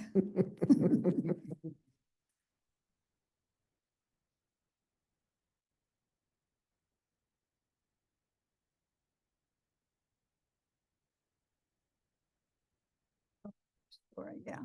Okay. Well, this was a very big teaching for me, and it happened during it was 3 weeks before he died, actually, and he had had a stroke in the middle of the night. And Shirley, there were 3 of us nurses who were taking care of him around the clock.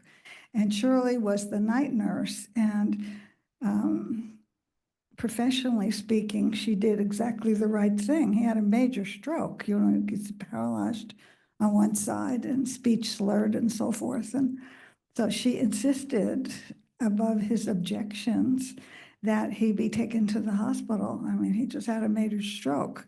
So I don't remember how they got him to the hospital, but he was in the emergency room. And I was on the day shift, and I was usually reported to the house in Aptos at 7 o'clock in the morning, but I got an early call to go to the hospital instead of the house.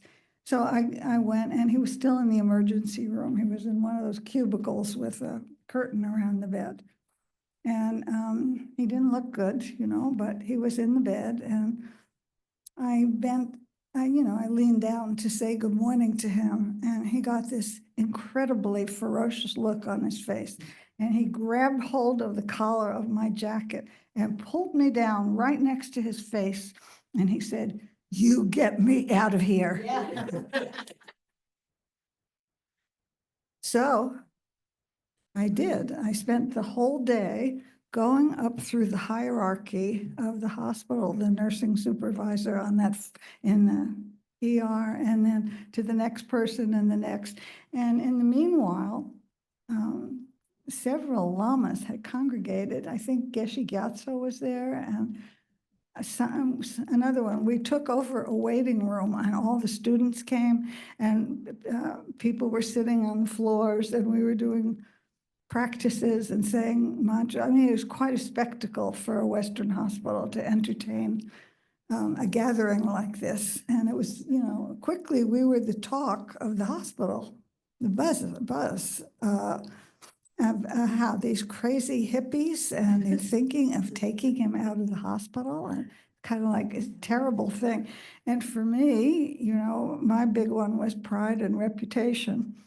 And I remember being so glad that we had at that time 2 hospitals in Santa Cruz. And I remember being so grateful that I worked at the other hospital. Anyway, we hired an ambulance and we took him home again. And I had to sign him out, I had to sign this document against medical advice. And, you know, I just felt that it was one of the most powerful teachings I'd ever had. Oh, and standing up to authority in pride and reputation, and fear of speaking up like that. Yeah. And another one at the house in Aptos, I think Oa did most of his cooking. Oa was a really, really talented cook.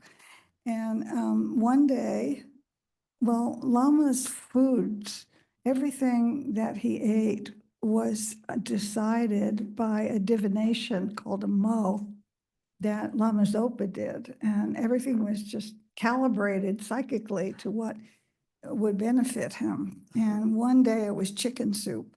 So, you know, I had been a housewife and mother and a Jewish mother, and I was very proud of my chicken soup. Chicken soup for the soul. And so I was asked if I would make a pot of chicken soup. And, you know, I had the quick version and then the medium, but I did the long version, my best effort. And finally I presented him with a bowl of chicken soup. And he proceeded to take it apart and put the chicken in one pile and the carrots in another pile and the celery in another pile and the noodles in another pile. I mean, he deconstructed the chicken soup, basically. And he said, "I like my food separately, dear." So, you know, yeah, I mean, it was amazing to me because I'm sure everybody else involved in his care got their own teachings while this man was deathly ill, you know, that he saw where you needed busting and did it. And another time, I was ignorant. I was a young student at this point. I don't mean young in age, but young in being a Dharma student. So there was a lot I didn't know. And one day there was a beautiful mature camellia bush outside his front door. Beautiful, deep rose-colored camellias. And I cut a bouquet of them and brought that to him one day. And, you know, "Look, Lama, these are from your garden," and you know what. And I heard horrified whispering between Oa and Lama Zopa. And Oa is explaining to Lama Zopa that I didn't know, that I meant well, but in the superstitions of the culture, red flowers were for death. And it was an incredible faux pas that I had brought them even into his vision, into his room, you know.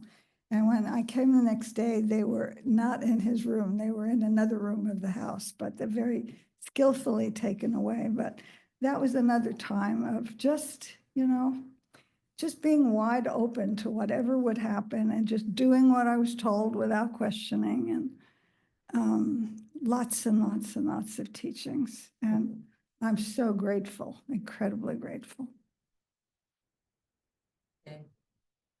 Stories.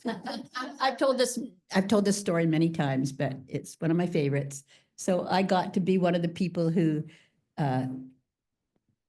was asked to come and help take care of Lama. And it's just like, I don't have any skills whatsoever in that department. But I couldn't say no. And so I was extremely nervous. And Lenny brought me into his room at the house. And then she left me with him. And I was just freaking out inside. And I had just had a lot of dental work done, had teeth pulled, and I was feeling really insecure about that whole thing too. And the first thing Lama did, he said, come here, come here. So I went over and he said, there's something wrong with my tooth, Harry. So the first thing I had to do with Lama at the house was I was digging around inside his mouth, you know, with a fork or something or other. I can't remember what it was. And I felt fine after that. Never found anything. But anyway, I just always felt like it was totally his way of getting me through that moment. And it was just so skillful. It was, yeah. So. Here's another little cute thing. There was a gathering at his house in Aptos. I think it was an open house for celebrating the fact that he got this house. And there was a group, I got there a little late, and he was sitting off in the corner, and there were some folks around him and dotted throughout the room. And he saw me come in, and he goes, oh, come here, come here. And I walked over, and he's got a glass of something in his hand, and he said, here, have some of my elixir. And I took a sip. It was delicious brandy. It was. It was his elixir. Since we're on a roll. So this is another story at the Aptos house. So I was feeding him his lunch, and he was, you know, semi-reclining, and I was standing up and bending over him and spoon feeding him. And in the middle of one spoonful, he falls asleep. So he's sound asleep. So I didn't know what to do. The spoon was in his mouth. Spoon was in his mouth, and I didn't want to wake him up by removing it. So I just stood there, and he slept, and my back is starting to scream. And then it's breaking, and I thought, I cannot stay in this position for another moment. I don't know what I'm going to do, but it's almost over the top. And he woke up. But, you know, the extent to which every one of us on that team, we went beyond the beyond of whatever it was we were doing. And there was, I'm sure, a message in it for everybody, whatever that was. Yes, I think that's very true.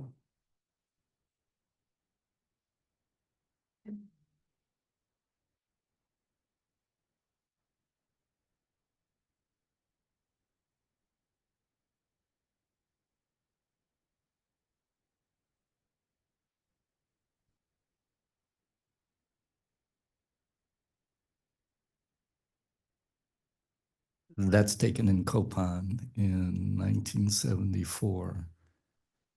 We had just come back from the Cahutek, from Bodh Gaya for the Kala Chakra, and that was the time that the comet Cahutek was passing. But anyway, a whole group of Westerners got ordained, and I had left with a van full of kids, taking them back to Copan. But after getting back to Kathmandu, I decided I would go back and at least start the process of my own ordination. And then they cut my hair, what you do with a kind of a blessing, and it allows you to wear robes. And then we came back from the Kali Chakra, and Swang Rinpoche had come to Vajrapani a little while later. And yeah, I think it was 73. And so I took my novice vows with him at that time in the old Gompa there with Lama Yeshe and the other kind of required Sangha for that ceremony. And after it was over, I had gotten that flower he's holding from somewhere. And as I was leaving the Gompa, you know, I offered it to him. That was in the entrance to the Gompa. And I went on, and someone took that picture right after I had offered him that flower. Nice.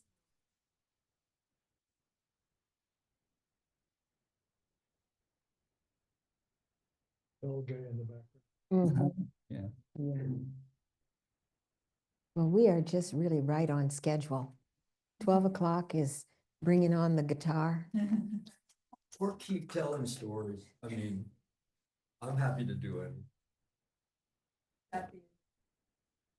Yes, that's the last photo. Well, it's We're just setting up, put some photos, some of these, there are copies of some of the photos that are here on the coffee table in the library. Please take them if you would like some. There are also some of the commentaries. You have copies of commentaries, Lama Yeshe's commentaries from the 6 yogas of Naropa and Vajrasattva. And we also have, if you're interested in copies of commentaries, please see me, because there's a big box on that table just outside this room. I'm happy to help you find some, because we are going, most of them are already digitized with Lama Yeshe archives. But if people would like to take their own copies, please see me and do that. Thank you. Thanks, Wanda. Yeah, Wanda's the great queen of going through the archives and organizing for us. It's just amazing, because we have nearly a 50-year history, right? Yes, yes.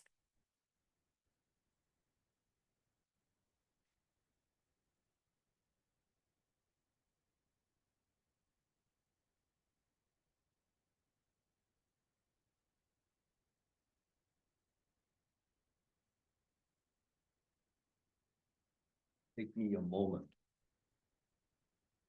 Susie.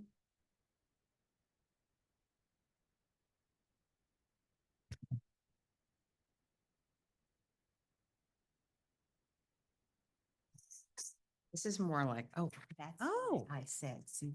Oh, okay. Here. Put that back. Yeah. Oh, you need it fixed. It's okay. Oh, yeah, maybe I give it to, because this is more for the guitar and then more for his voice.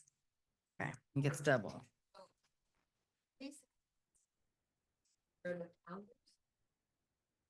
Picture. Those who have been here, the early, haven't see how many people in this room were the old folks, even though. Get it we're up there. still on time. Get it up. So now she can see. That would be great. That would be. Right here. Saying the old folks are here. Should we do a group photo with something? Well, While we're getting set up? Photo. Or are you at the I end? think I'll come over there and group photo of all of us. Just come up here and take a photo. Yeah, that's what I'm saying. Yeah, that would be great. We can take a photo of the group like that. Up here would be.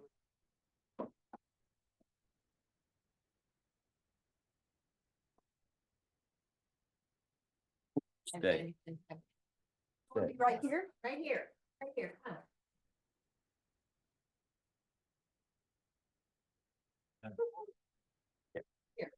This young guy too? Yeah. Chair. Yeah, here. Actually, sit right here. There you go. Thank you. You can be my guitar tech.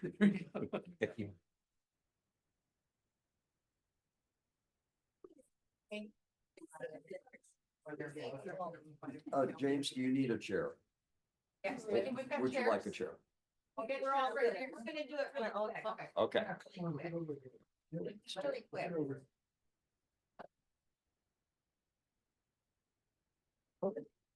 Whoa. Sorry. Wow. I can't.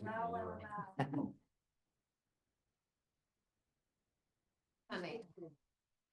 You give us all in. We feel it.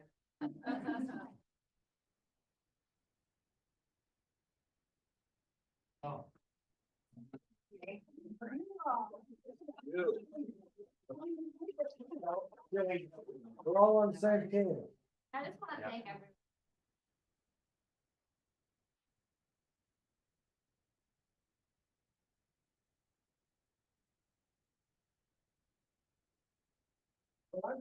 Thank you for carrying on. So can we have, we want to have a this photo? Can everybody else? We want another photo. Everybody. Those were so.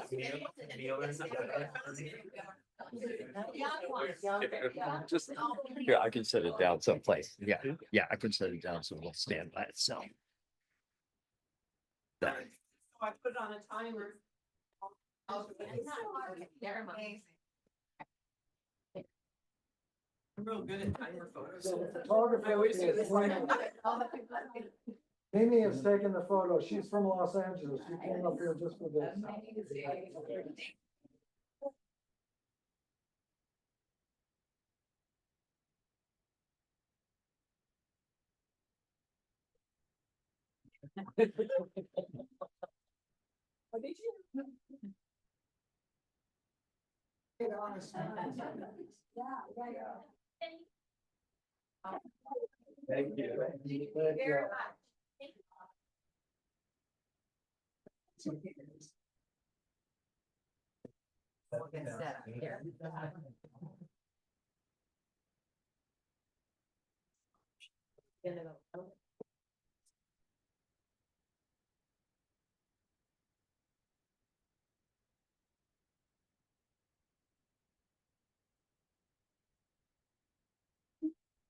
I'm being two mic'd, so this guy for the guitar and then regular mic for you. I can use Think this. so? I can use it It's for really both. hard to hear kind of a little bit sometimes if we Oh. just only use that. Okay, well, it's entirely up to you. So, But oh yeah. I mean, unless it's we can- whatever you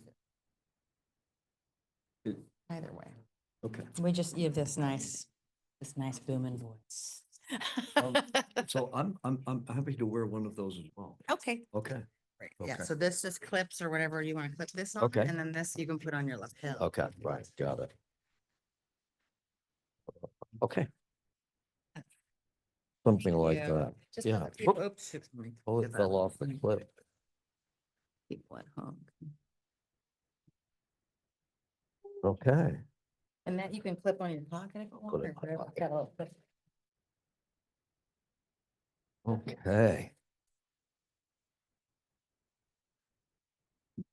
There was one whole a bit of Lama's history that wasn't that really addressed here, except for very briefly. So I just wanted to mention it, even though I had a very small. I wasn't here for most of the time, young children, and but was Lama Yeshe's holy body was cremated here, and Sharon had a lot to do with setting it up. Actually, all of you had a lot to do with setting it up. So he showed the aspect of passing away in Los Angeles, and then his holy body was driven up here in the back of Tom Wagner's pickup truck. This is in keeping with the hippie ethos. And was brought here. Rinpoche was here. It was about 3 days of pujas and ceremonies, and then up on the ridge where the stupas are now, one of them, the bigger of the stupas that's up there is actually built on the base of the cremation.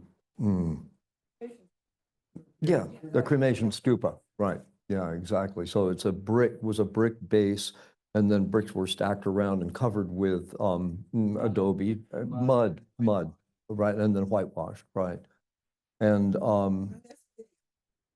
yes, all of this is on video, but it was one of those remarkable occasions.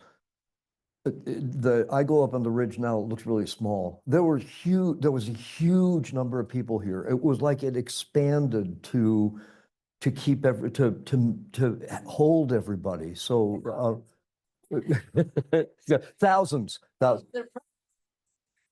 Right, exactly. Way more space. Exactly. Bodies, but there were thousands of beings there. Yes, yeah, yeah. No, anyway, it was absolutely remarkable. Just unlike any experience I've had before or since.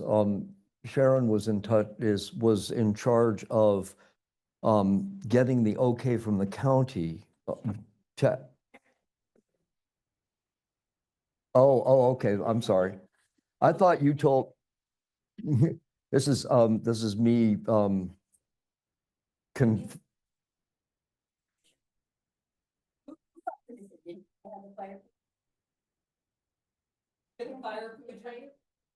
Somebody contacted the fire marshal. Oh, yes. Yeah, in LA. All we needed to permission for cremation on the land privately. The burning permit. $2. $2. Exactly. Thanks.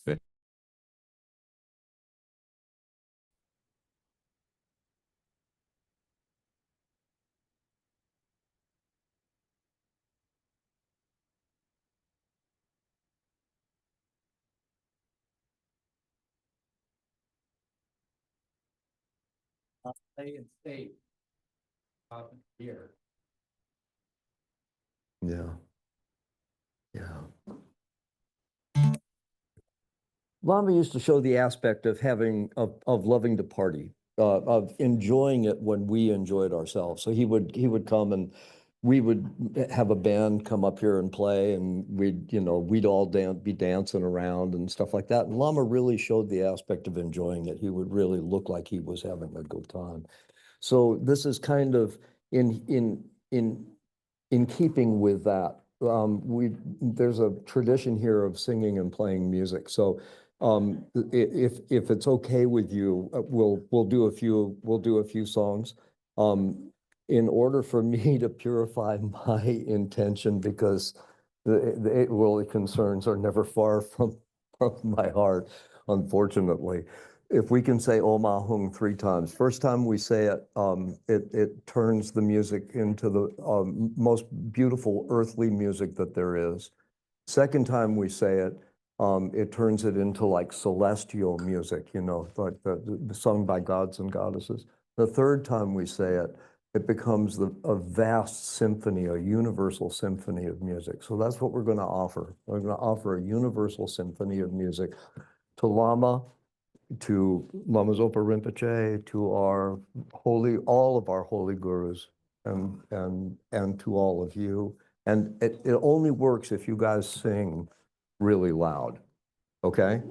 So anyway, so Om Ahung 3 times. Yeah. Om Ahung. Om Ahung. Om Ahung. Oh, thank you guys. How sweet.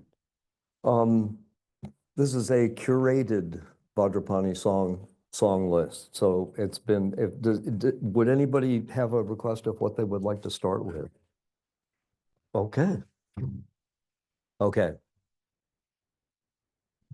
Remember, you got to sing. How many roads must a man walk down before you call him a man? How many seas must a white dove sail before she sleeps in the sand? How many times can the cannonballs fly before they're forever banned? Oh, I can hear harmony. Somebody loud. The answer, my friend, is blowing in the wind. The answer is blowing in the wind. You know, I'm always trying to think of gender inclusion in these, and I finally decided, I tried to adapt these words, you know, make it more universal. And I finally decided it really is the men who need to pay a little bit more attention and need to, you know, how many times can a man look up before he sees the sky, right? So anyway, that's why I've left them as is. How many years can the mountain exist before it is washed to the sea? How many years can some people exist before they're allowed to be free?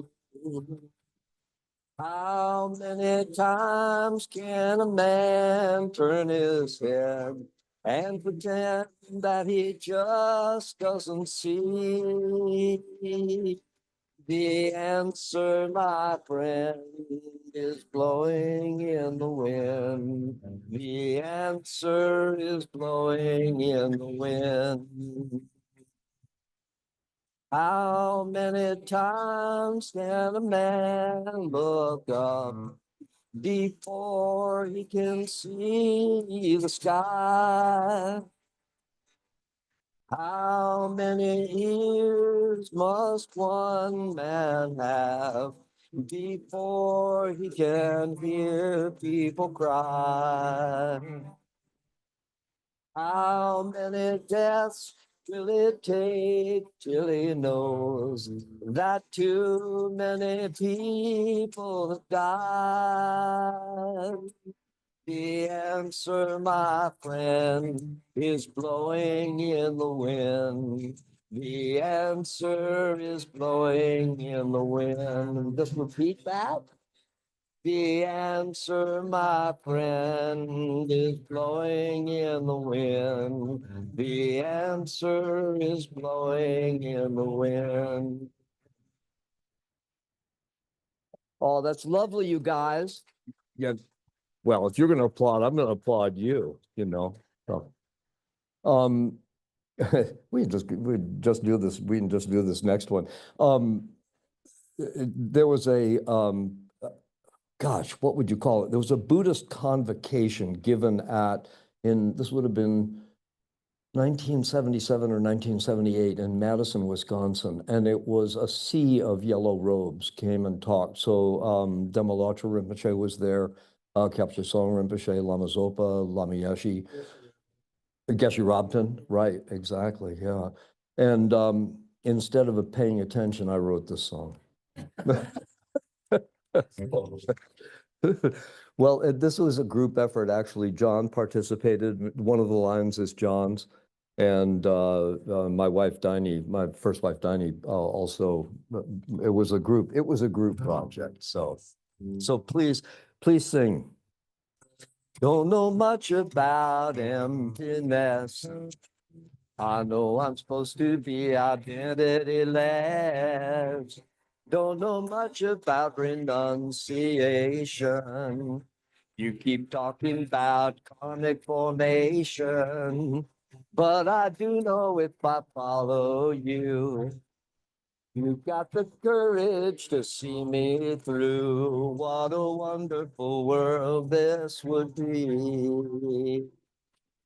Don't know much about bodhicitta. Don't know much about sweet Amrita. I want to live my life for what it's worth. How come? All right. But I do know if I follow you, you got the courage to see me through. What a wonderful world this would be. Now I ain't claiming to be a bodhisattva, but I'd like to be, but I'd like to be. 'Cause maybe by being a bodhisattva, baby, we could set all the beings free.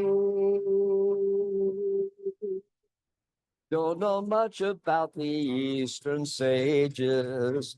Look at the pictures and turn the pages. This is John's line. Don't know much about peace and wrath, or how to use them on the tantric path. But I do know if I follow you, you got the courage to see me through. What a wonderful world this would be. Now I ain't claiming to be a bodhisattva, but I'm trying to be, yeah. 'Cause maybe by being a bodhisattva, baby, we could set all the beings free. Don't know much about emptiness. I know I'm supposed to be identityless.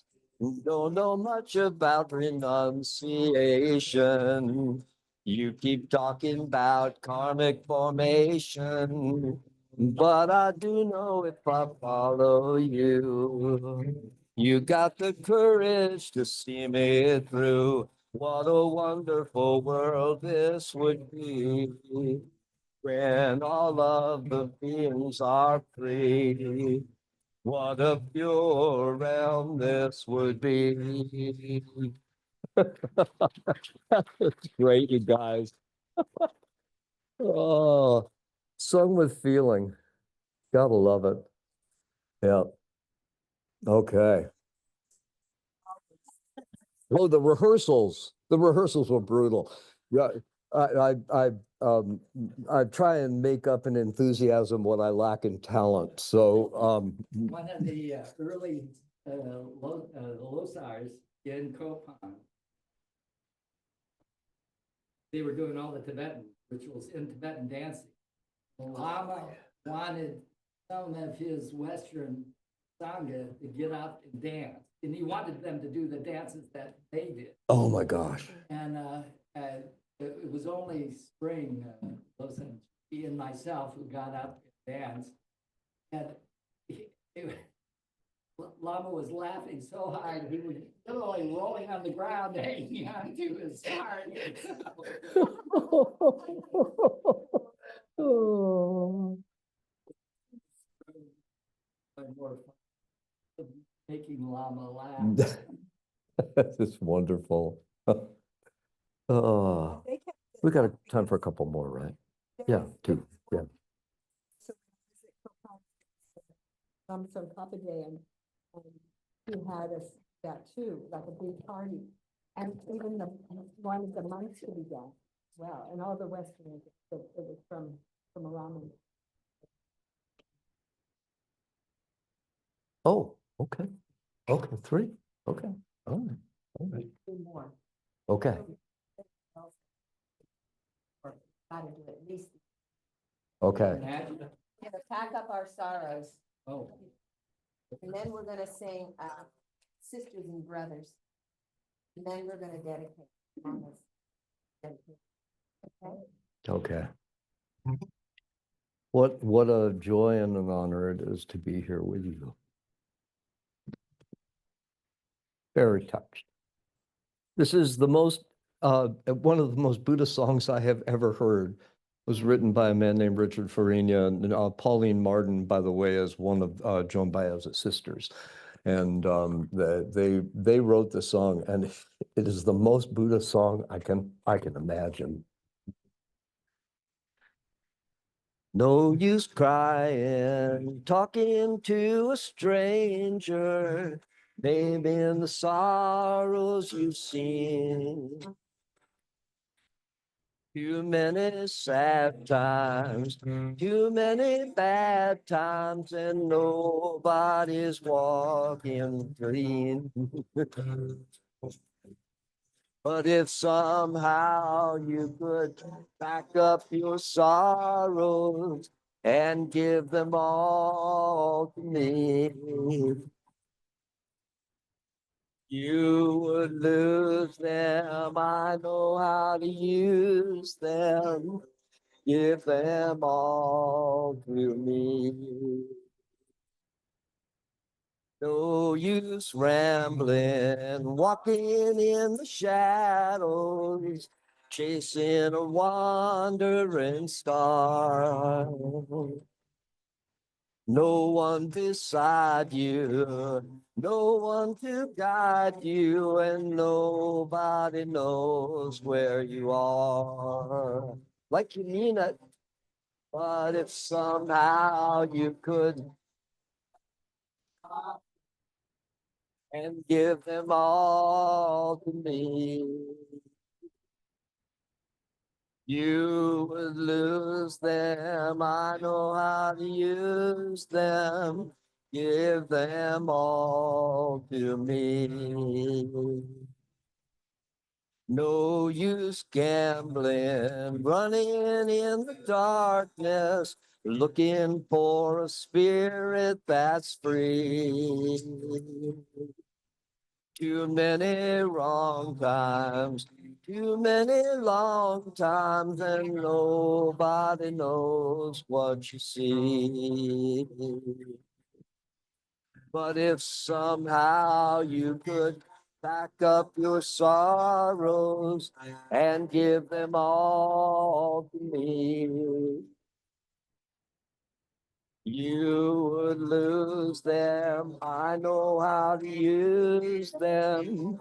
Give them all to me. No use roaming, lying by the roadside, seeking a satisfied mind. Too many highways, too many byways, and nobody's walking behind.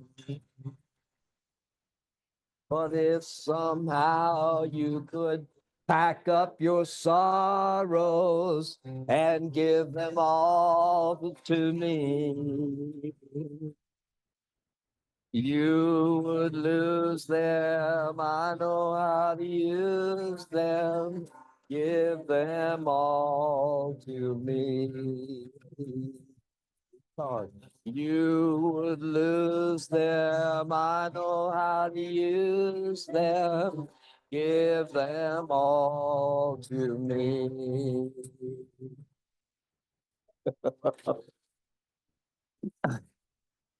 This one, it's a good thing. I've got a bunch of picks because I just dropped one into the guitar. Oh, it's on the floor? George, when I do Tom Lynn, I do those verses. Thanks.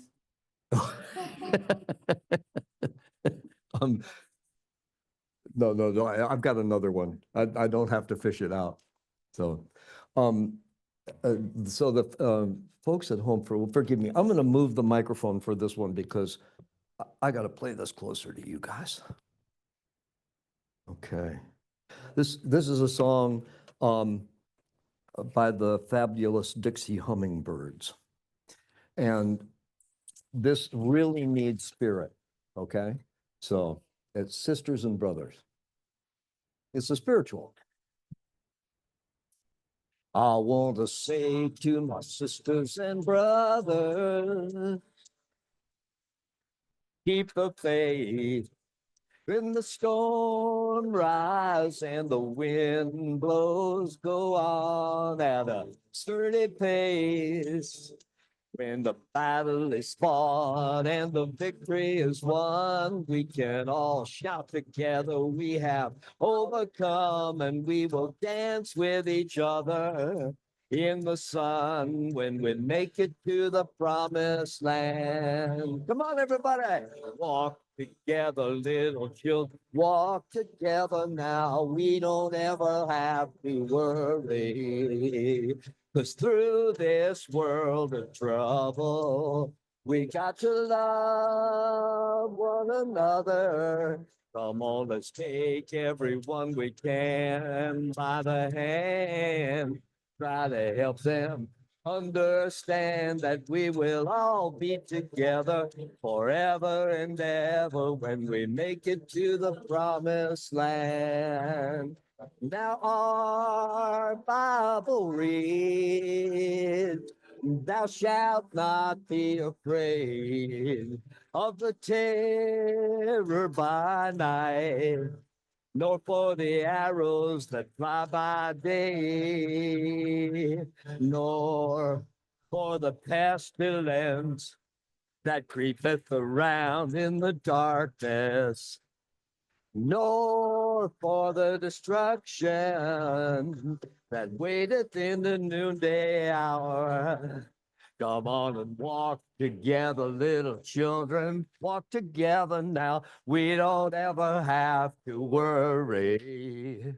'Cause through this world of trouble, we got to love one another. Amen. Gotta take everyone we can by the hand. Try to help them understand that we will all be together forever and ever when we make it to the promised land. This world is not our home. You know we're only passing through.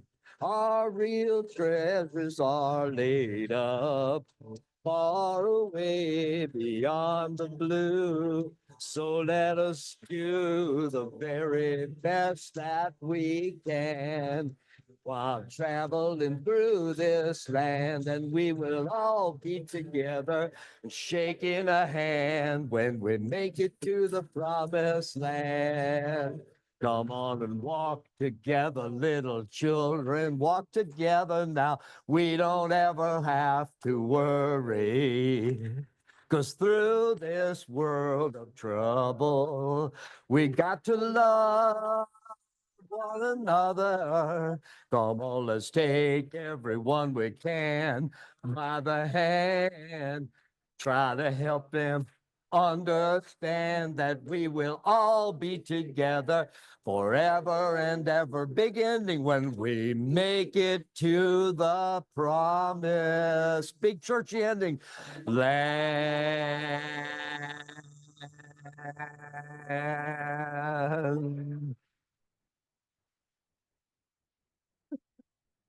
Somebody got to say amen. Amen. Thank you. Oh, thanks, dear. It's my pleasure. Okay. I get it. All right. Thank you, dear. Now put our hearts back to neutral.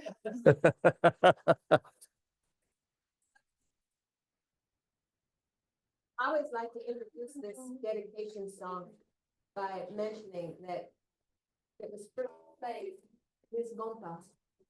Kirti Senchab was on the throne. Lama Zopa Rinpoche was here. Lama Zopa Rinpoche was here. Kirti Senchab Rinpoche was on the throne. So when, Should be on now, should be now, I didn't. okay, yes. So I like to always introduce this song because when this song was first sung publicly by George Galt, it was in this Gompa. Kirti Senchab Rinpoche was on the throne. Lama Zopa Rinpoche was here. I know there were more lamas here, but they're not coming to mind. And the gompa was jammed. And it was at the time when there was a great surge to have the Maitreya statue built in India. And so there's a verse in this song. And I'm telling you that when that verse comes, you could look around the gompa and I think there wasn't a dry eye in the room. So I love this song. It's really, really such a beautiful song. And when the door opened, George was in the library and the doors opened and he came walking in, playing his guitar. You can imagine the whole gompa's packed and there's just a little aisle that he could come in and come to stand here in front of these lamas and finish playing this song. He walked in slowly with playing his guitar and singing this song. I'm telling you, just visualize it, because man, carry on, dude. Not to miss a dramatic entrance, Ah, well. This is the first line is a quote from Lama Yeshe. I didn't hear him say it myself, but John McKay did, and John told me. So I think we can take it as gospel. When Lama Yeshe first saw Vajrapani, it was not as you see it now. But Lama said to the people around him, fill the pond and the fish will come.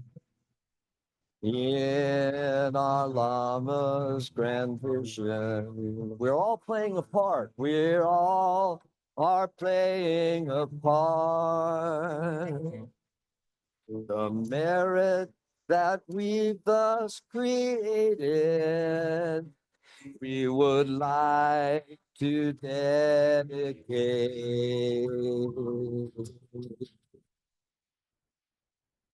May we master an ocean of teachings.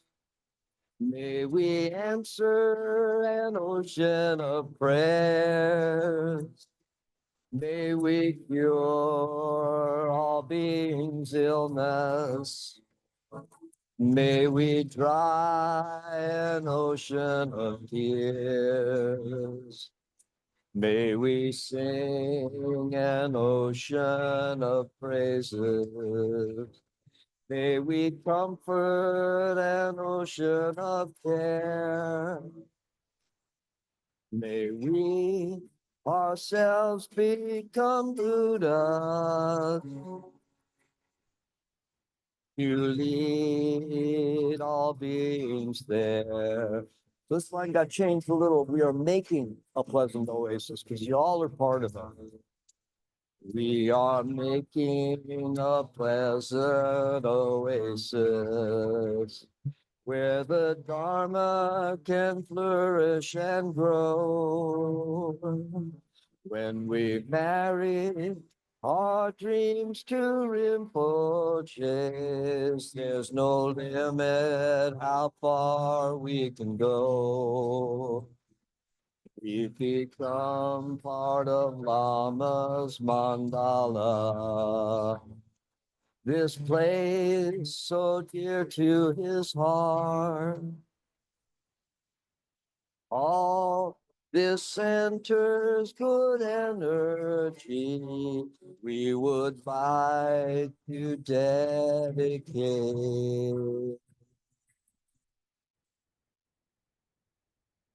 May our gurus' long lives be fruitful. May all their wishes come true. May the Indian sun shine tomorrow on the Maitreya statue.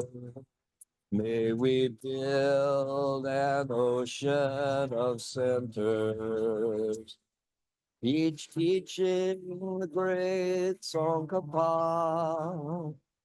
May all who see, hear, touch, or remember me from their sorrow be instantly free. May my smile light an ocean of planets.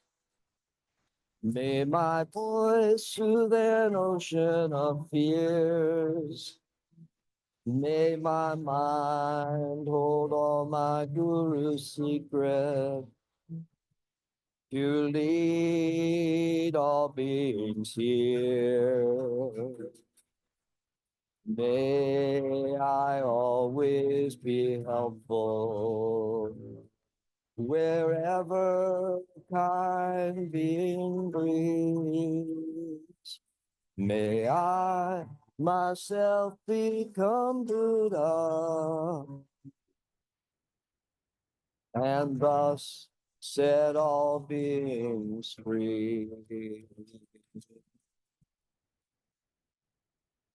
By this merit, which does not exist from its own side, may I, who do not exist from my own side, lead all beings who do not exist from their own side to Buddhahood, which does not exist from its own side by myself alone.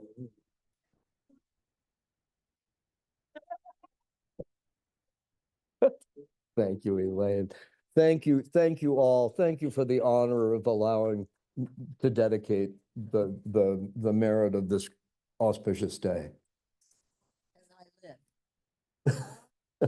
Really. As Oh, long as we live together. yeah, there you go. Sing this. All every right. time. Okay.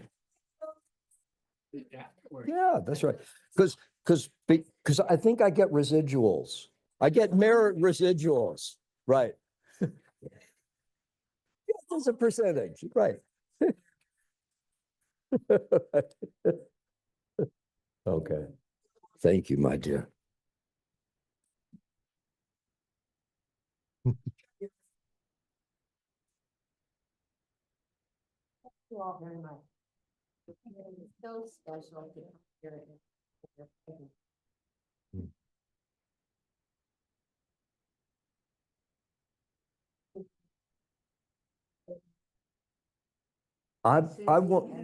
I encourage stories like you told of people who didn't meet Lama, but who have met or have been touched by Lama. I want to hear those stories. So you have my ears are open all the time. So yeah. Yeah.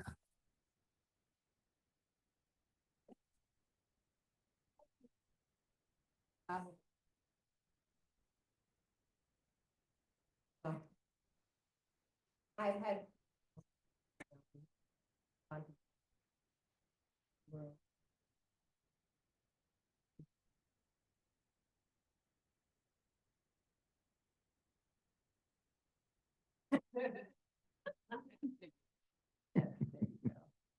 I suspect.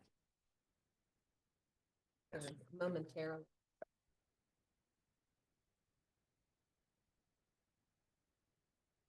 That's not. How about celebrate?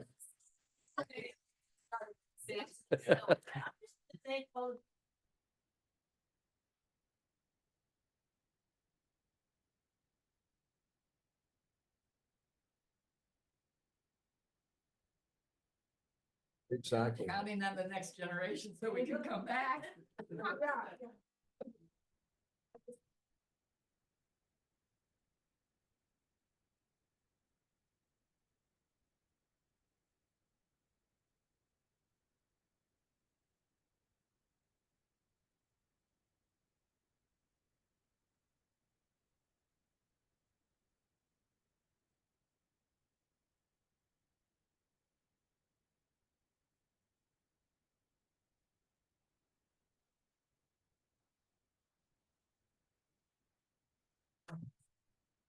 No, people are really good at it.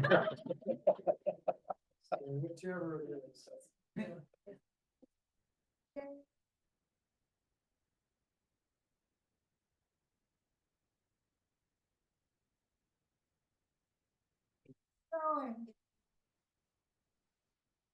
Yeah.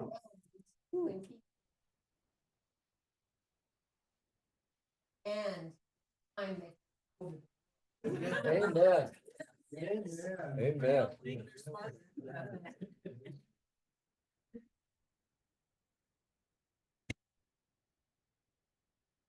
And look up on YouTube, Put a Woman in Charge. There's a great song called Put a Woman in Charge.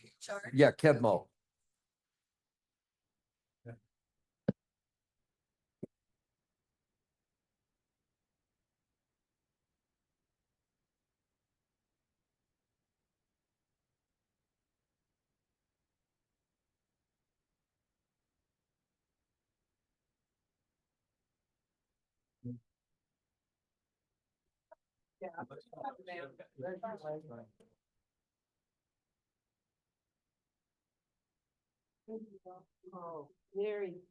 Oh, that was lovely. Thank you. Well, it wouldn't happen without you.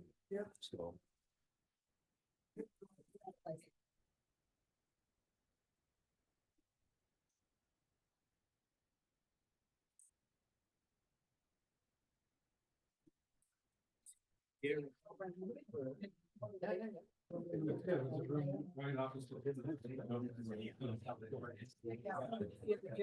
Take a hot shower every day.